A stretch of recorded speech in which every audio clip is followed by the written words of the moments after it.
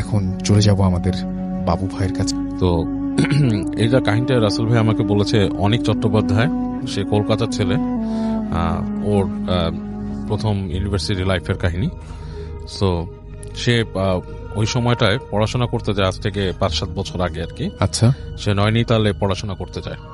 আচ্ছা। তো যে জায়গাটা পড়াশোনা করতে যায় সে বলেছে ওই জায়গাটা বেশ মানে একটু শহর থেকে দূরে, লাইক সাবার্ব টাইপের একটা এলাকা, মানে মফস্বল শহর টাইপ। আচ্ছা। তো স্পেশালি ওই জায়গায় যাওয়ার কারণ হচ্ছে ও যে সাবজেক্টে পড়াশোনা করতে, এটার জন্য নাকি ওই জায়গাটাই ভালো ছিল তার। তো ও যখন যায় ওখানে যাওয়ার জন্য, সারাদিন আপনার জার্নিতে চলে যায় ওর, এবং ও যখন ওখানে পৌঁছায় তখন প্রায় রাত 8টা-9টা বাজে, এরকম একটা সময়। তো বাস থেকে নামার পরে ও দেখে যে বেশ জনশূন্য আর কি, কাইন্ড অফ লাইক মানুষজন একদমই নাই বলা চলে। তো হেঁটে হেঁটে আসে, এসে দেখে যে একজন আছে মানে রাস্তায়, মানে মুদি বিক্রেতা, যে চকলেট, সিগারেট এই ধরনের কিছু জিনিস বিক্রি করে। তো তার থেকে এসে সিগারেট কেনে এবং কিছু চকলেট কিনে। কেনার পরে ও জিজ্ঞেস করে যে আমি অমুক জায়গায় যাবো, এখানে কিভাবে কি পাবো, মানে আমার যাতায়াতের জন্য কি আছে, ব্যবস্থা আছে। আচ্ছা। তো সে বললো যে এখানে ওরকম ব্যবস্থা তো ওরকম নাই, কিছু পাবা না। তো এক ধরনের শ্যালো মেশিন টাইপের চালিত আর কি, একটা রিক্সা টাইপের আছে, আর আছে হচ্ছে এক ধরনের টাঙা, এবং সেই টাঙাগুলো তুমি পাবা কিনা এখন শিওর না। আচ্ছা। এটা হচ্ছে যে কারণ দিনের বেলায় এগুলো চলে যায় এখান থেকে, সন্ধ্যার পরে পাওয়া যায় না। তো তোমার জন্য ভালো হয়, রাস্তাটা সুবিধার না, তুমি এখানেই থেকে যাও, বাস স্ট্যান্ডে কোথাও থেকে যাও, এখান তো আরো 2-1 জন মানুষ আছে, ওখানে তো কাউরে পাবা না রাস্তায়। তো অনেক বলতেছে যে এত রাতের বেলা, মানে এমন কোনো রাত হয় নাই, 8টা-9টা বাজে, এই সময় তোমাদের এলাকাটা এত নিস্তব্ধ কেন হয়ে যায়? তো বলতেছে এটা গ্রামের জায়গা, অ্যান্ড এই মানে আর কি বেশ গ্রাম্য জায়গা, ইটস নট এ সিটি। এবং ওর সাথে কমিউনিকেশন করছে সে ইংলিশে। হ্যাঁ, মানে এটা সিটি না, এখানে তুমি এরকম সুবিধা পাবা না যেরকম যেতে চাও। সো তুমি যদি টাঙা পাও এটা তোমার জন্য ভাগ্যের ব্যাপার, টাঙা না পেলে তো কিছু করার নেই। তো যাই হোক, অনেক ওখানে দাঁড়িয়ে থাকে, দাঁড়িয়ে কর্নারে একটা জায়গায় সে সিগারেট খায়, বসে থাকে একটা ইসের পর, বসে চিন্তা করে যে এখন কি করব। এরকম চিন্তা করতে করতে সে চিন্তা করে যে আমি একটু আশেপাশে হেঁটে দেখি কি অবস্থা। আচ্ছা। এখানে তো বাস স্ট্যান্ডে টাঙালা নাও আসতে পারে। সো ও যেটা করে, ওর হাতের যে একটা লাগেজ ছিল, সে লাগেজটা হচ্ছে আপনার ট্রলি লাগেজ, টেনে নেয়, ওইটা নিয়ে সে হাঁটে। আচ্ছা। তো একটু সামনে যাওয়ার পরে ও হাঁটতে হাঁটতে যে দেখে যে দূরে মনে হচ্ছে ছায়ার মতো কিছু একটা দাঁড়ায় আছে গাছের ইসে, দুই পাশেই গাছ, মাঝখানে মনে করেন যে আলো পড়তেছে, আকাশের আলো কিছুটা, মানে এমন কোন আলো না, মানে অন্ধকারে হালকা গাছের ওই চাঁদের আলোতে জায়গাটা একটু একটু আলোকিত লাগছে। আচ্ছা। এবং বেশ ঠান্ডা পড়ে গেছে তখন জায়গাটাতে, কারণ মানে ওই জায়গাটা মানে প্রধানত হচ্ছে শীতটা বেশি পড়ে আর কি, কিন্তু একটু যেহেতু সাবার্ব এলাকা, গাছগাছালি বেশি, শীতটা বেশি পড়ে। তো মানে বেশ টকটক করে কাঁপতে কাঁপতে হেঁটে হেঁটে ছায়ার দিকে যায়, যে ওখানে কি দাঁড়ায় আছে, ওটা কি মানে মানে কোনো বাসা নাকি, মানে হোয়াট ইজ দিস। তো কাছাকাছি আসতে দেখে সেখানে একটা টাঙা। আচ্ছা। টাঙা গাড়ি, ইটস লাইক ও যেটা বলছে এটা মানে পুরো ফুল ফ্রেজ একটা ঘোড়ার গাড়ি না, ঘোড়াই টানে এটাকে, বাট ছোট টাইপের, মানে পিছনে কোচটা হচ্ছে এত ছোট, মানে হাইয়েস্ট একজন ঘোড়া, একটা ঘোড়া টেনে নিয়ে যাবে এটাকে, কাইন্ড অফ লাইক কলকাতায় একসময় যে আদম গাড়ি এখন আছে কিনা আমি জানি না, আচ্ছা, ওরকম টাইপের আর কি। সো তো ওখানে যে দেখে যে ওরকম একটা গাড়ি আছে এবং তার সাথে ঘোড়াও আছে, কিন্তু মানুষ নেই। তো মানে খুব থতমত খেয়ে যায় যে ঘটনাটা কি, মানুষ নাই, টাঙা গাড়ি দাঁড়ায় আছে। তো কিছুক্ষণ বসে থাকে, একটু পরে সে হাতে সিগারেট শেষ হয়েছে, সিগারেটটাকে ফেলে দেয়, ফেলে দিয়ে পা দিয়ে নিভাই ফেলে। তো সিগারেটটা ফেলে দেওয়ার কিছুক্ষণ পরই দেখে যে ওইখানে মানে পাশে গাছগাছালি যে জায়গাটা, ওখান থেকে একজন মানুষ বের হয়ে আসছে। বের হয়ে এসে তাকে বলতেছে, মানে ওখানকার মানে লোকাল ভাষার সাথে হিন্দি মিশানো আর কি, যে কোথায় যাবা। তো বলে যে আমি তো অমুক জায়গায় যেতে চাই, তো তুমি কি যাবা নাকি। তো ওরে বলছে যে ব্যাঠো, বসো পিছনে। তো ও কোনো কথা না বলে সুন্দর, ও মনে করে যে এর থেকে ভালো সুযোগ তো আর নাই, এই বাস স্ট্যান্ডে কিছু নাই, বাস স্ট্যান্ডের আশেপাশে কোনো হোটেলও নাই, কোথাও নাই, ওখানে বসে রাত কাটানোর বেড়ার চলে যাই। তো বসে ওর যে ওই ইসে উঠে বসে তার যে লাগেজ থেকে খুলে সে পাতলা একটা সোয়েটার সে গায়ে দেয়। আচ্ছা। তো গায়ে দেওয়ার সময় তার হাতে ওই যে আপনার ছিল একটা ম্যাগাজিনটাও সে বের করে নেয় হাতে, মনে করে যে কোথাও যদি যে সে পড়তে পারে বা কিছু, মানে just to have something in his hand, okay, এরকম একটা নিয়ে এসে বসে। তো বসে সে ওখান থেকে আপনার যাওয়া শুরু করে আর কি, টাঙা চালাচ্ছে। তো বেশ অনেক দূর যাওয়ার পরে ও দেখতেছে যে সামনে যে জায়গাটা, সে জায়গাটাতে আপনার দুই পাশে গাছ নাই, বেশ প্রান্তরের মতো, মানে বেশ মাঠ টাইপের, এবং মানে চাঁদের আলোটা এমন ভাবে পড়ছে পুরো জায়গাটা ঝকঝক দেখা যাচ্ছে জায়গাটা। তো ও খুব এনজয় করা শুরু করে, হ্যাঁ খুব এনজয় করা শুরু করে। সে মনে করে যে মানে this is a very nice thing to do, এই জায়গায় মানে মানে জায়গাটা খুবই সুন্দর একটা জায়গা, তার এই যাওয়াটাই একটা সার্থকতা লাগতেছে। তো এরকমও যায়। তো টাঙ্গালাকে জিজ্ঞেস করে যে এখানকার পরিবেশ কেমন, এই মানে কিছু প্রশ্ন করার চেষ্টা করে লোকটাকে। লোকটা দেখাচ্ছে তার কথাবার্তা খুব একটা উত্তর দিচ্ছে না, এড়ায়, এবং ওই রাস্তার ঘোড়ার খুরের শব্দে আর মানে খুব চাপা পড়ে যাচ্ছে, আর বাতাস চলছে, খুব শোঁ বাতাস চলছে। তো এই সময় মানে এক সময় চুপি হয়ে যায় যে ব্যাপারটা কি। তো ওই জায়গাটা যখন পার হয় তখন দেখে যে সে আপনার আবার একটা এরকম তৈরি হচ্ছে রাস্তা, যেখানে দুই পাশে গাছ, এবং এইবারে গাছটা খুব ঘন হয়ে জন্মাইছে, মানে চাঁদের আলো প্রায় ঢুকতেছেই না, জায়গাটা বেশ ঘুরঘুরটি অন্ধকার। তো ওর বুকের মধ্যে কেমন একটা ছ্যাদ করে উঠে, মনে হয় যে এই অন্ধকারে ঢুকে যাচ্ছে, কেমন জানি লাগে ওর কাছে। ইটস লাইক একটা কেইভে, বা আপনার যদি একটা ইসে প্রবেশ করে মানুষ, ধরেন একটা মানে টানেলে প্রবেশ করে, কাইন্ড অফ লাইক গাছের টানেল বলা যায় যেটাকে। তো ওখান থেকে ঢুকে যায় ঘোড়ার গাড়িটা। তো যখন সেখানে ঢুকে তখন না, ও অলমোস্ট কিছু দেখতে পায় না রাসেল ভাই। যেটা হয় যে শুধু ঘোড়ার শব্দ শুনতেছে, ঘোড়ার খুঁড়ের শব্দ, আর অন্ধকার, এবং অন্ধকারটা খুব জেঁকে বসছে। তো এই সময় ও মানে টের পায় ওর পেছনে কেউ, জাস্ট লাইক আমরা যদি রিক্সায় কেউ মানে আমরা পা দিয়ে উঠে কারো ঘাড়ের মধ্যে এরকম সুড়সুড়ি দেই, কাইন্ড অফ লাইক দ্যাট, ওর ঘাড়ের মধ্যে শীতল কোনো স্পর্শ, লাইক খুব মানে আইস কোল্ড কোনো টাচ ঘাড়ের কাছে।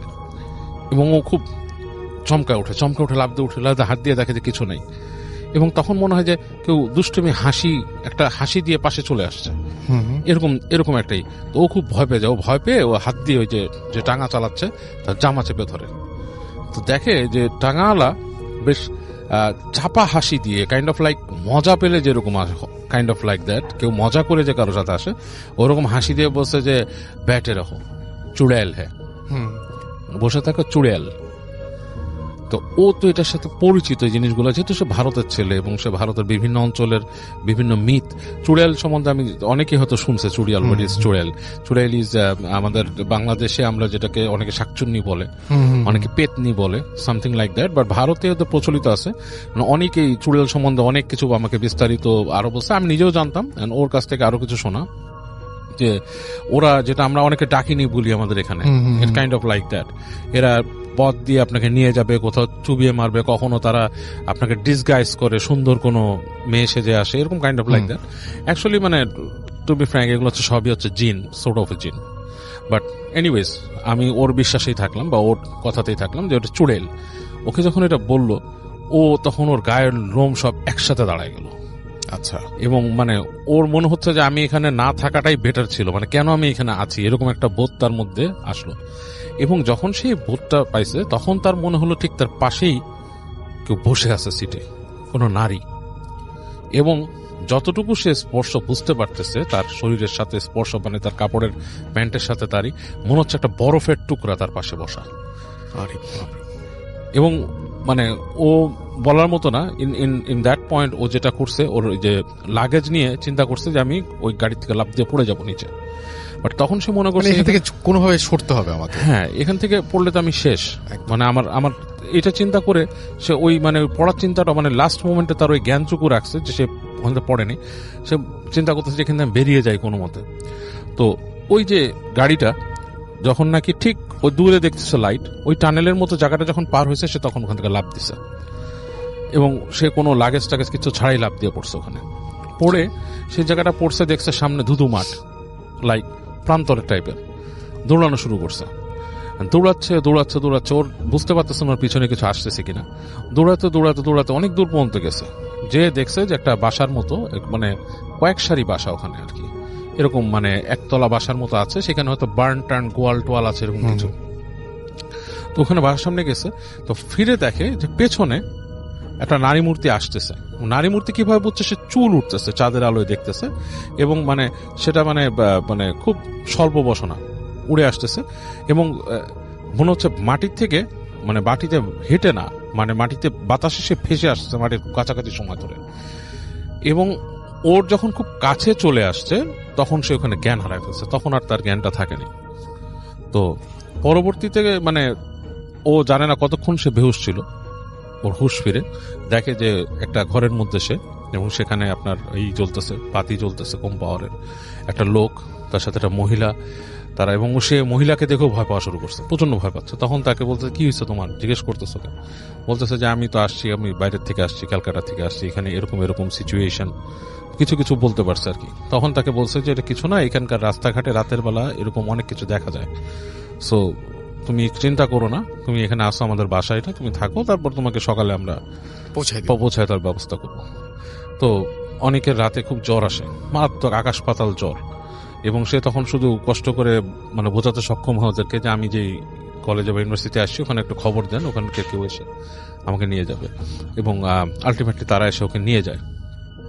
এবং ও ওখানে পরে ছিল বহুত দিনে, ওখানে সে গ্র্যাজুয়েশনটা কমপ্লিট করছে অনেক, এবং ওই এলাকাতে এই ধরনের প্রচুর আরো মিথ আছে এবং আরো এই ধরনের কিছু কিছু কাহিনী আছে।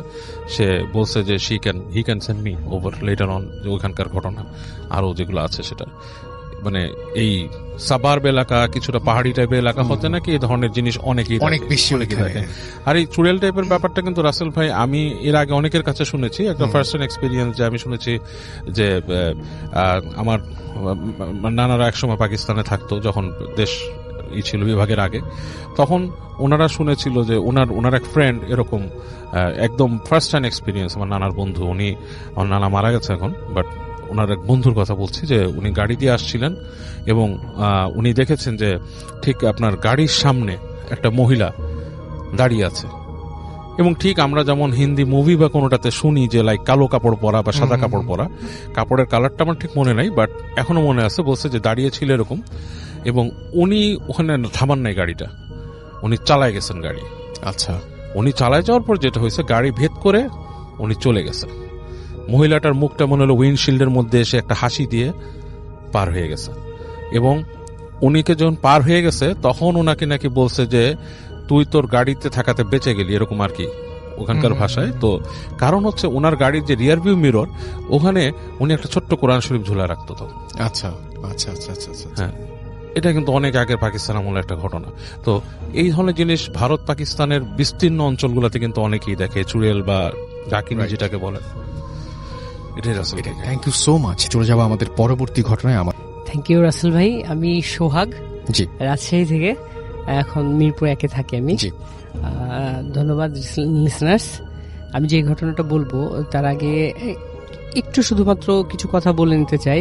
রাসেল ভাই, আপনাদের যে অনেকদিন আগে একটা এপিসোড হয়েছিল, এই এপিসোডটাতে আপনার একটা এপিসোডে প্রচার করেছিলেন যে কোনো একটা ছেলে 2008 সালে 25 ডিসেম্বর রাত্রে সে দুটা কয়েন নিয়ে উধাও হয়ে যায়। কয়েনগুলো অনেক পুরনো ছিল। আবার একই দিনে 25 ডিসেম্বর রাত্রে 2009 সালে সে আবার তার ঠিক ওই জায়গায় ওই সময়টা ফেরত আসে। এই বিষয়টা হচ্ছে কি যে উধাও হয়ে গেল, আবার ফেরত আসলো। এই একটা বছরে তার বাবা মা অনেক পেপার পত্রিকা বা অনেক খোঁজাখুঁজি করেছে। জাস্ট এটা ছিল একটা ঘটনা, এটা তখনকার সময় একটা ঘটনা ছিল, এটা আমরা রেডিও ফুর্তিতে শুনেছি। বাট আমি যে ঘটনাটা বলবো সেটা হচ্ছে সিলেটের। লাস্ট ফ্রাইডেতে আমি যে সিলেটে গিয়েছিলাম কোনো একটা কাজে, অফিসিয়াল কাজে। দেন আমি খুব পাশাপাশি চা বাগান থাকার কারণে আমি ওখানে চলে যাই চা বাগান দেখার জন্য। দেন আমি যখন চা বাগানে যে পৌঁছাই, তখন ওখানে যে কেয়ারটেকার থাকে, কেয়ারটেকারকে সাথে নিয়ে আমি চা বাগানের মধ্যে ঢুকি। সরি, যখন চা বাগানে ঘুরতে ঘুরতে ওই টিলাগুলোর উপরে যখন উঠি, তখন ওই কেয়ারটেকারকে আমি একটা সময় যাওয়ার পরে জিজ্ঞেস করছিলাম যে আঙ্কেল, আপনারা যে এই চা বাগানে ঘুরেন, তো কখনো কি এরকম ভৌতিক কোনো জিনিস আপনাদের সামনে আসে কিনা? তখন তিনি বলছিলেন যে হ্যাঁ, এরকম হয়, এরকমই একটা ঘটনা, তাহলে আপনাকে আমি শোনাই। তো উনি আমাকে বলছিল এই ঘটনাটা 1991 সালের একটা ঘটনা।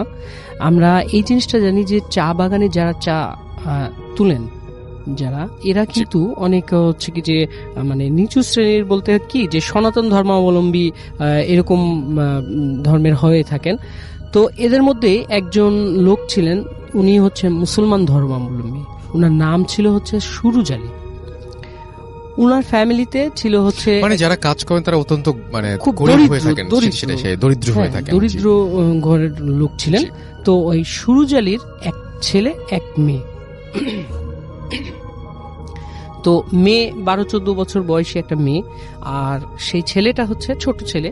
তো সুরুজ আলী এবং তার স্ত্রী দুইজন একসাথে হচ্ছে কি যে ইয়েতে চলে যায়, চা তুলতে চলে যায়। প্রত্যেক দিনই 2 শিফটে চা তুলেন, সকাল 6টা থেকে অলমোস্ট 12টা পর্যন্ত, আবার এদিকে দুপুরের খাবারের পরে মোটামুটি 2টা থেকে একেবারে সন্ধ্যা 6টা পর্যন্ত। যদি শীতের দিন হয় তাহলে আরো আগে চলে আসেন। তো এইভাবে চা তুলেন। তো যাচ্ছিল দিন, এভাবেই যাচ্ছিল। তো সুরুজ আলীর সাথে সুরুজ আলীর স্ত্রীও যখন চলে যায়, মাঝে মাঝে সুরুজ আলীর যে মেয়ে উনিও চলে যান চা তুলতে। এটা তাদের একটা সংস্কৃতি বলা চলে যে বংশ পরম্পরায় চা তুলতেই হয়। তো উনিও চলে যান। এরকম যখন চা তুলতে চলে যান, একদিনকে বাসায় সুরুজ আলীর মেয়ে আর সুরুজ আলীর ছেলে একাই ছিলেন।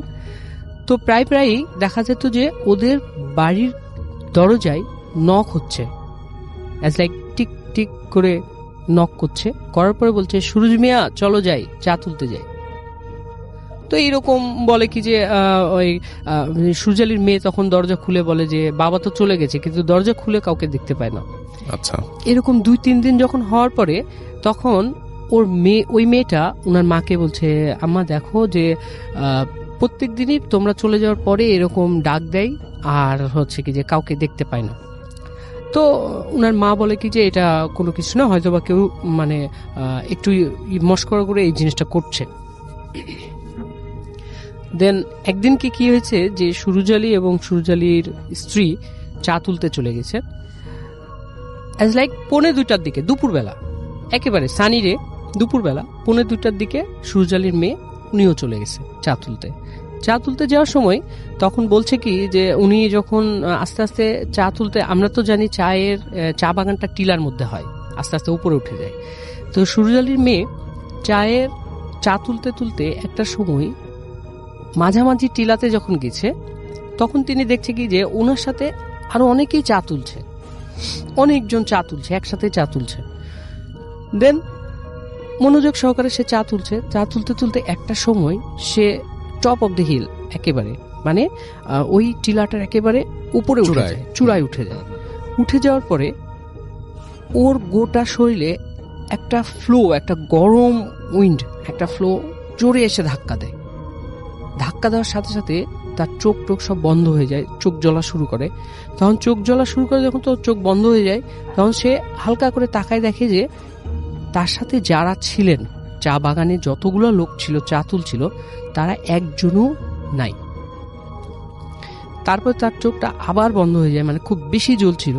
তখন সে চোখটা খোলার পরে খুব কষ্ট করে যখন চোখটা খুলেন, তখন দেখেন কি তার সামনে একটা শেপ দাঁড়িয়ে আছে, খুব কালো, কুচকুচা কালো একটা শেপ। সেই শেপটা এমন একটা শেপ যেটা একটা কাঠের উপরে একটা মানুষের ছায়া দিয়ে কাঠটাকে যদি কাটা হয়, একটা মানুষের ছায়া দিয়ে যদি কাঠটাকে কাটা হয়, তাহলে ওই যে শেপটা, কিন্তু মুখ বা চেহারা অ্যাজ লাইক এস ফেস কোনো কিছুই নাই, একটা প্লেন ফেস, কাটআউটের মতো। হ্যাঁ, কার্টুনের মতো। তার মধ্যে কোনো চোখ নাই, নাক নাই, মুখ নাই, নাথিং ইজ দেন। কিন্তু ওখানে একটা বিষয় ওই মেয়েটা মানে লক্ষ্য করছিল এইভাবে যে তার সে কুচকুচা অবয়বের মধ্যে অনেক লোম ছিল, যে লোমগুলা খাড়া খাড়া ছিল, কালো লোম ছিল, কিন্তু ওই লোমগুলানের মাথায় একটা করে চা পাতা ছিল, মানে চায়ের কচি পাতা যেটাকে বলে, কুশি পাতা, সেই পাতা একটা করে চা পাতা ছিল। এটা দেখার পরে সে মেয়েটা খুব জোরে চিৎকার করে বসে। চিৎকার করার পরে সেই সময়টা ছিল অলমোস্ট, সে বাড়াই ছিল কয়টা, 1:45টার দিকে, কিন্তু ওই মেয়েটা পৌঁছাইছে যখন চিৎকার করছে ঠিক মাগরিবের 10 মিনিট কি 15 মিনিট আগে। এমন একটা সময়, মানে চা তুলতে তুলতে ওকে এমন একটা সময়ে নিয়ে যাওয়া হয়েছে যে মাগরিবের ঠিক আগ মুহূর্তে চলে গেছে। এখন যখন চিৎকার করেছে, তখন ওই হিলের নিচে যারা থাকেন, কেয়ারটেকাররা যারা ছিলেন, তখন এই চিৎকারটা শুনতে পায়। এদিকে লং টাইম হয়ে গেছে, সুরুজ আলীর বাড়িতেও খোঁজাখুঁজি শুরু হয়ে গেছে যে আমার মেয়ে কই। এদিকে যখন চিৎকার শুরু হয়েছে, খুঁজতে খুঁজতে খুঁজতে অলমোস্ট 9টা বেজে গেছে, 9টা পৌনে 10টা বেজে গেছে, 9:30 পৌনে 10টা এরকম বেজে গেছে। দেন ওই কেয়ারটেকাররা সুরজালের মেয়েকে পায়।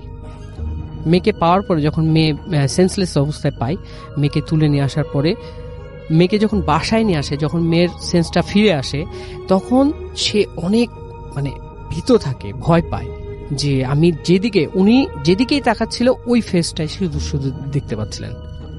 তার মা কি, তার বাবা কি, কিচ্ছু না, শুধু ওই ফেসটা দেখতে পাচ্ছে।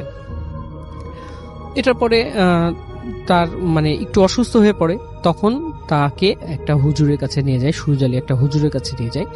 হুজুর তখন বলে কি যে আপনার মেয়ে অলমোস্ট দুপুর বেলায় বের হয়েছিল, আর এটা তো আমরা জানি যে দেখা যায় কি যে এমনও অনেক কিছু জায়গা আছে দিনের বেলায়, এমন কিছু কিছু সময় আছে দিনের যে সময়গুলোতে দেখা যায় যে ওরাও একটা জাতি, ওরা অশরীরী বলেন বা যে জিন বলেন, যেটা বলেন না কেন, ওরা হাঁটাচলা করে বা এই জায়গাতে তাদের একটু ডিস্টার্ব হয়েছে, এই জন্য তাকে এই জিনিসটা দেখানো হয়েছে। সো এখন কি হলো, হুজুর তাকে বলল কি যে আমার একটা তাবিজ দিয়ে দিচ্ছে, এই তাবিজটা আপনি রাখেন। তাবিজ দিয়ে দিয়েছে, সবকিছু ঠিক। মাঝখানে 4টা বছর কেটে গেছে, কিচ্ছু হয়নি, সব নর্মাল। সবাই বলে কি যে সুরজালির মেয়ে একেবারে ফ্রেশ, ঠিক আছে, সবকিছু ঠিক হয়ে গেছে। এরপরে একদিন হঠাৎ করে দেখে কি সুরজালির মেয়ে তার হাতে ওই তাবিজটা নাই। তাবিজটা কোথায় ছিঁড়ে পড়ে গেছে সুরজালির মেয়ের মানে খেয়াল নাই। সুরজালির মেয়ে বলছে যে আম্মু দেখো আমার হাতে কিন্তু ওই তাবিজটা নাই। আর মা বলছে 4টা বছর কেটে গেছে, এটা অ্যাজ ইউজুয়াল কোনো কিছুই না, এটা আর কিছুই হবে না। তখন এইভাবে চলতে চলতে একদিন কি হলো যে সুরজালির মা, সুরজালির স্ত্রী আর সুরজালি চা তুলতে চলে গেছে। সেই দিনও একইভাবে ওই মেয়ে চা তুলতে বের হয়ে গেছে। বের হয়ে যেতে যেতে 4 বছর আগে যে ঘটনাটা ঘটেছিল, একইভাবে 4 বছর পরে যে ঘটনাটা ঘটলো, যে সে আবারও টপ অব দি হিল, ওই হিলের একেবারে চূড়ায় উঠে যে ঠিক একইভাবে তাকে ওই একটা মানে ওয়ার্মি উইন্ড তার গায়ে লাগার পরে তার চোখগুলো একেবারে মানে আবার জ্বলা শুরু হয়। যখন জ্বলা শুরু হয় তখন এই জিনিসটা ও বুঝতে পারে, তখন সে আবার চিৎকার করে। চিৎকার করার পরে বলে কি যে আমাকে তোমরা নিয়ে যাও, আমাকে নিচে নিয়ে যাও। তখন যারা চা তুলছিলেন তারা সবাই মিলে তাকে নিয়ে নিচে নামিয়ে নিয়ে আসেন। নামানোর পরে নিচে যে রাস্তাগুলো থাকে ওই রাস্তার উপরে বসায় তাকে পানি টানি খেতে দেন। পানি টানি খেতে দেওয়ার পরে একেবারে সুরজালির মেয়ে নর্মাল, কোনো সমস্যা নেই। সবাই মনে করলো যে হ্যাঁ ঠিক আছে, ভালো হয়ে গেছে, আমরা সবাই চা তুলতে যাই। চা তুলতে যাওয়ার পরে যেটা হলো যে সবাই দেখছে যে কালো মেঘ উড়ে আসছে, কিন্তু ওই সময়টা কোনোভাবে মেঘ আসার কথা না, কারণ একটা সানি ডে ছিল। ওই সময়টা হঠাৎ করে কালো এক পশলা মেঘ চলে আসছে, সবাই দেখছে মেঘ আসছে, কিন্তু সুরজালির মেয়ে ওই মেঘগুলাকে খেয়াল করছে যে হ্যাঁ আমার সামনে চলে আসছে। আর ওই মেঘগুলানের মধ্যে মেঘের মতো যে কালোভাবে একটা চলে আসছে, ওইটা সুরজালির মেয়েকে চারিদিক দিয়ে ঘিরে নিচ্ছে। আর সবগুলাই ছিল ওই মানে যে ফেসগুলা ছিল, যে ফেসটা, যে অবয়বটা সে দেখেছে, এই ফেসের চারিদিক দিয়ে তাকে ঘিরে ফেলছে। ঘিরে ফেলার পরে যখন টোটালটা সুরজালির মেয়েকে ঘিরে ফেলার পরে কিছুক্ষণ পরে ওই অবয়বগুলোর সাথে সাথে সুরজালির মেয়েও ভ্যানিশ হয়ে যায়। আর সেই সাথে আজও সুরজালি তার মেয়েকে খুঁজে পায়নি, এখনো পর্যন্ত পাওয়া যায়নি। এটাই ছিল ঘটনা ভাইয়া। আর এটা নিয়ে অনেক খোঁজাখুঁজি হয়েছে, কিন্তু আজ পর্যন্ত সুরজালির মেয়ে কত সালে যেন ঘটনাটা ঘটেছিল? 1991। এবং এখন হচ্ছে 2019। এই এতগুলো বছরে তাকে আর খুঁজে পাওয়া যায়নি, সে ফিরেও আসেনি। আমি কেন বললাম যে আগের ঘটনাটা যেটা বললাম যে ওই যে ছেলেটাকে নিয়ে গেছে, বাট আবার দিয়ে গেছে, বাট সুরজালির মেয়েকে নিয়ে গেছে কিন্তু আজ পর্যন্ত আর দিয়ে যায়, এবং সবার সামনেই সে ভ্যানিশ হয়ে যায়। সবার সামনে থেকে ভ্যানিশ হয়ে গেছে। কারণ ওখানে যারা ছিলেন তাদেরকে বলা হয়েছে যে তোমরা কি দেখেছো? হ্যাঁ আমরা নামিয়ে নিয়ে আসছি, আপনার মেয়ে চিৎকার করেছে, আমরা সবাই ধরে নামিয়ে নিয়ে আসছি, তাকে পানি টানি খেতে দিয়েছি, তারপরেই তো এই ঘটনা। ওকে, আপাতত আমরা চলে যাচ্ছি আবার বাবু ভাইয়ের কাছে। সবাইকে ধন্যবাদ কাহিনীগুলো ভালো লাগার জন্য, আপনাদের জন্য কষ্ট করে কালেক্ট করা।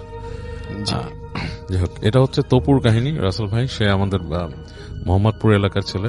আচ্ছা, কিন্তু তার স্পেসিফিক লোকেশন বলবো না, তার যেখানকার কাহিনী। মোহাম্মদপুর অনেক বড় এলাকা, জি সেখান থেকে সেটাই। তো তপুর ব্যাপারটা হচ্ছে সে মোহাম্মদপুরে যে অঞ্চলটা থাকে সে অঞ্চলটা বেশ নিরিবিলি। আচ্ছা, বাট এটা লালমাটিয়া না। আচ্ছা, একটু বলে দিলাম। আচ্ছা, হ্যাঁ, তো বেশ নিরিবিলি একটা জায়গা, মানুষ বুঝেই ফেলবে মোহাম্মদপুরের নিরিবিলি জায়গা একদম আমার চোখের সামনে ভাসছে। হ্যাঁ, তো যাই হোক, তপু যেখানে থাকতো, তপুর নামটাও কিন্তু একটু চেঞ্জ করা আছে। হ্যাঁ, তপু নিজেই বুঝবে, আর কেউ বুঝবে না হয়তো। আচ্ছা, তো যাই হোক, ও যেখানটা থাকতো সেই জায়গাটা হচ্ছে যে আপনার বেশ নিরিবিলি, এবং ওদের একটা 3 তলা বাড়ি ছিল ওখানে। এবং ওদের বাসায় ওর বড় ভাই থাকতো, বিদেশে চলে গিয়েছিল, আর ওর আম্মু, ও আর ওর বোন থাকতো। তো ওর আম্মুর অ্যাজমা প্রবলেম ছিল, উনি মাঝে মাঝে অসুস্থ হয়ে যেতেন। তো তখন ওনাকে ডাক্তার দেখাইতে হতো, এবং মাঝে মাঝে মানে খুব খারাপ অবস্থা হতো। আচ্ছা, তো ওদের মানে ওর বাবা মারা গেছেন। সো ওর বড় ভাই এবং ওরাই হচ্ছে মানে গার্ডিয়ান, পুরো বাড়িটা টেক কেয়ার করতে হয়। তো এরকম অবস্থায় একদিন এরকম রাতের বেলা, তখন এরকম 1-2টা বাজে আর কি, বেশ নীরব হয়ে গেছে। আর ওই সময়টাতে মানে আজ থেকে 10-15 বছর আগে তখন কিন্তু মোহাম্মদপুর জায়গাটা মানে আরেকটু, ঢাকা শহরটাই আরেকটু ব্যাকওয়ার্ড ছিল আর কি।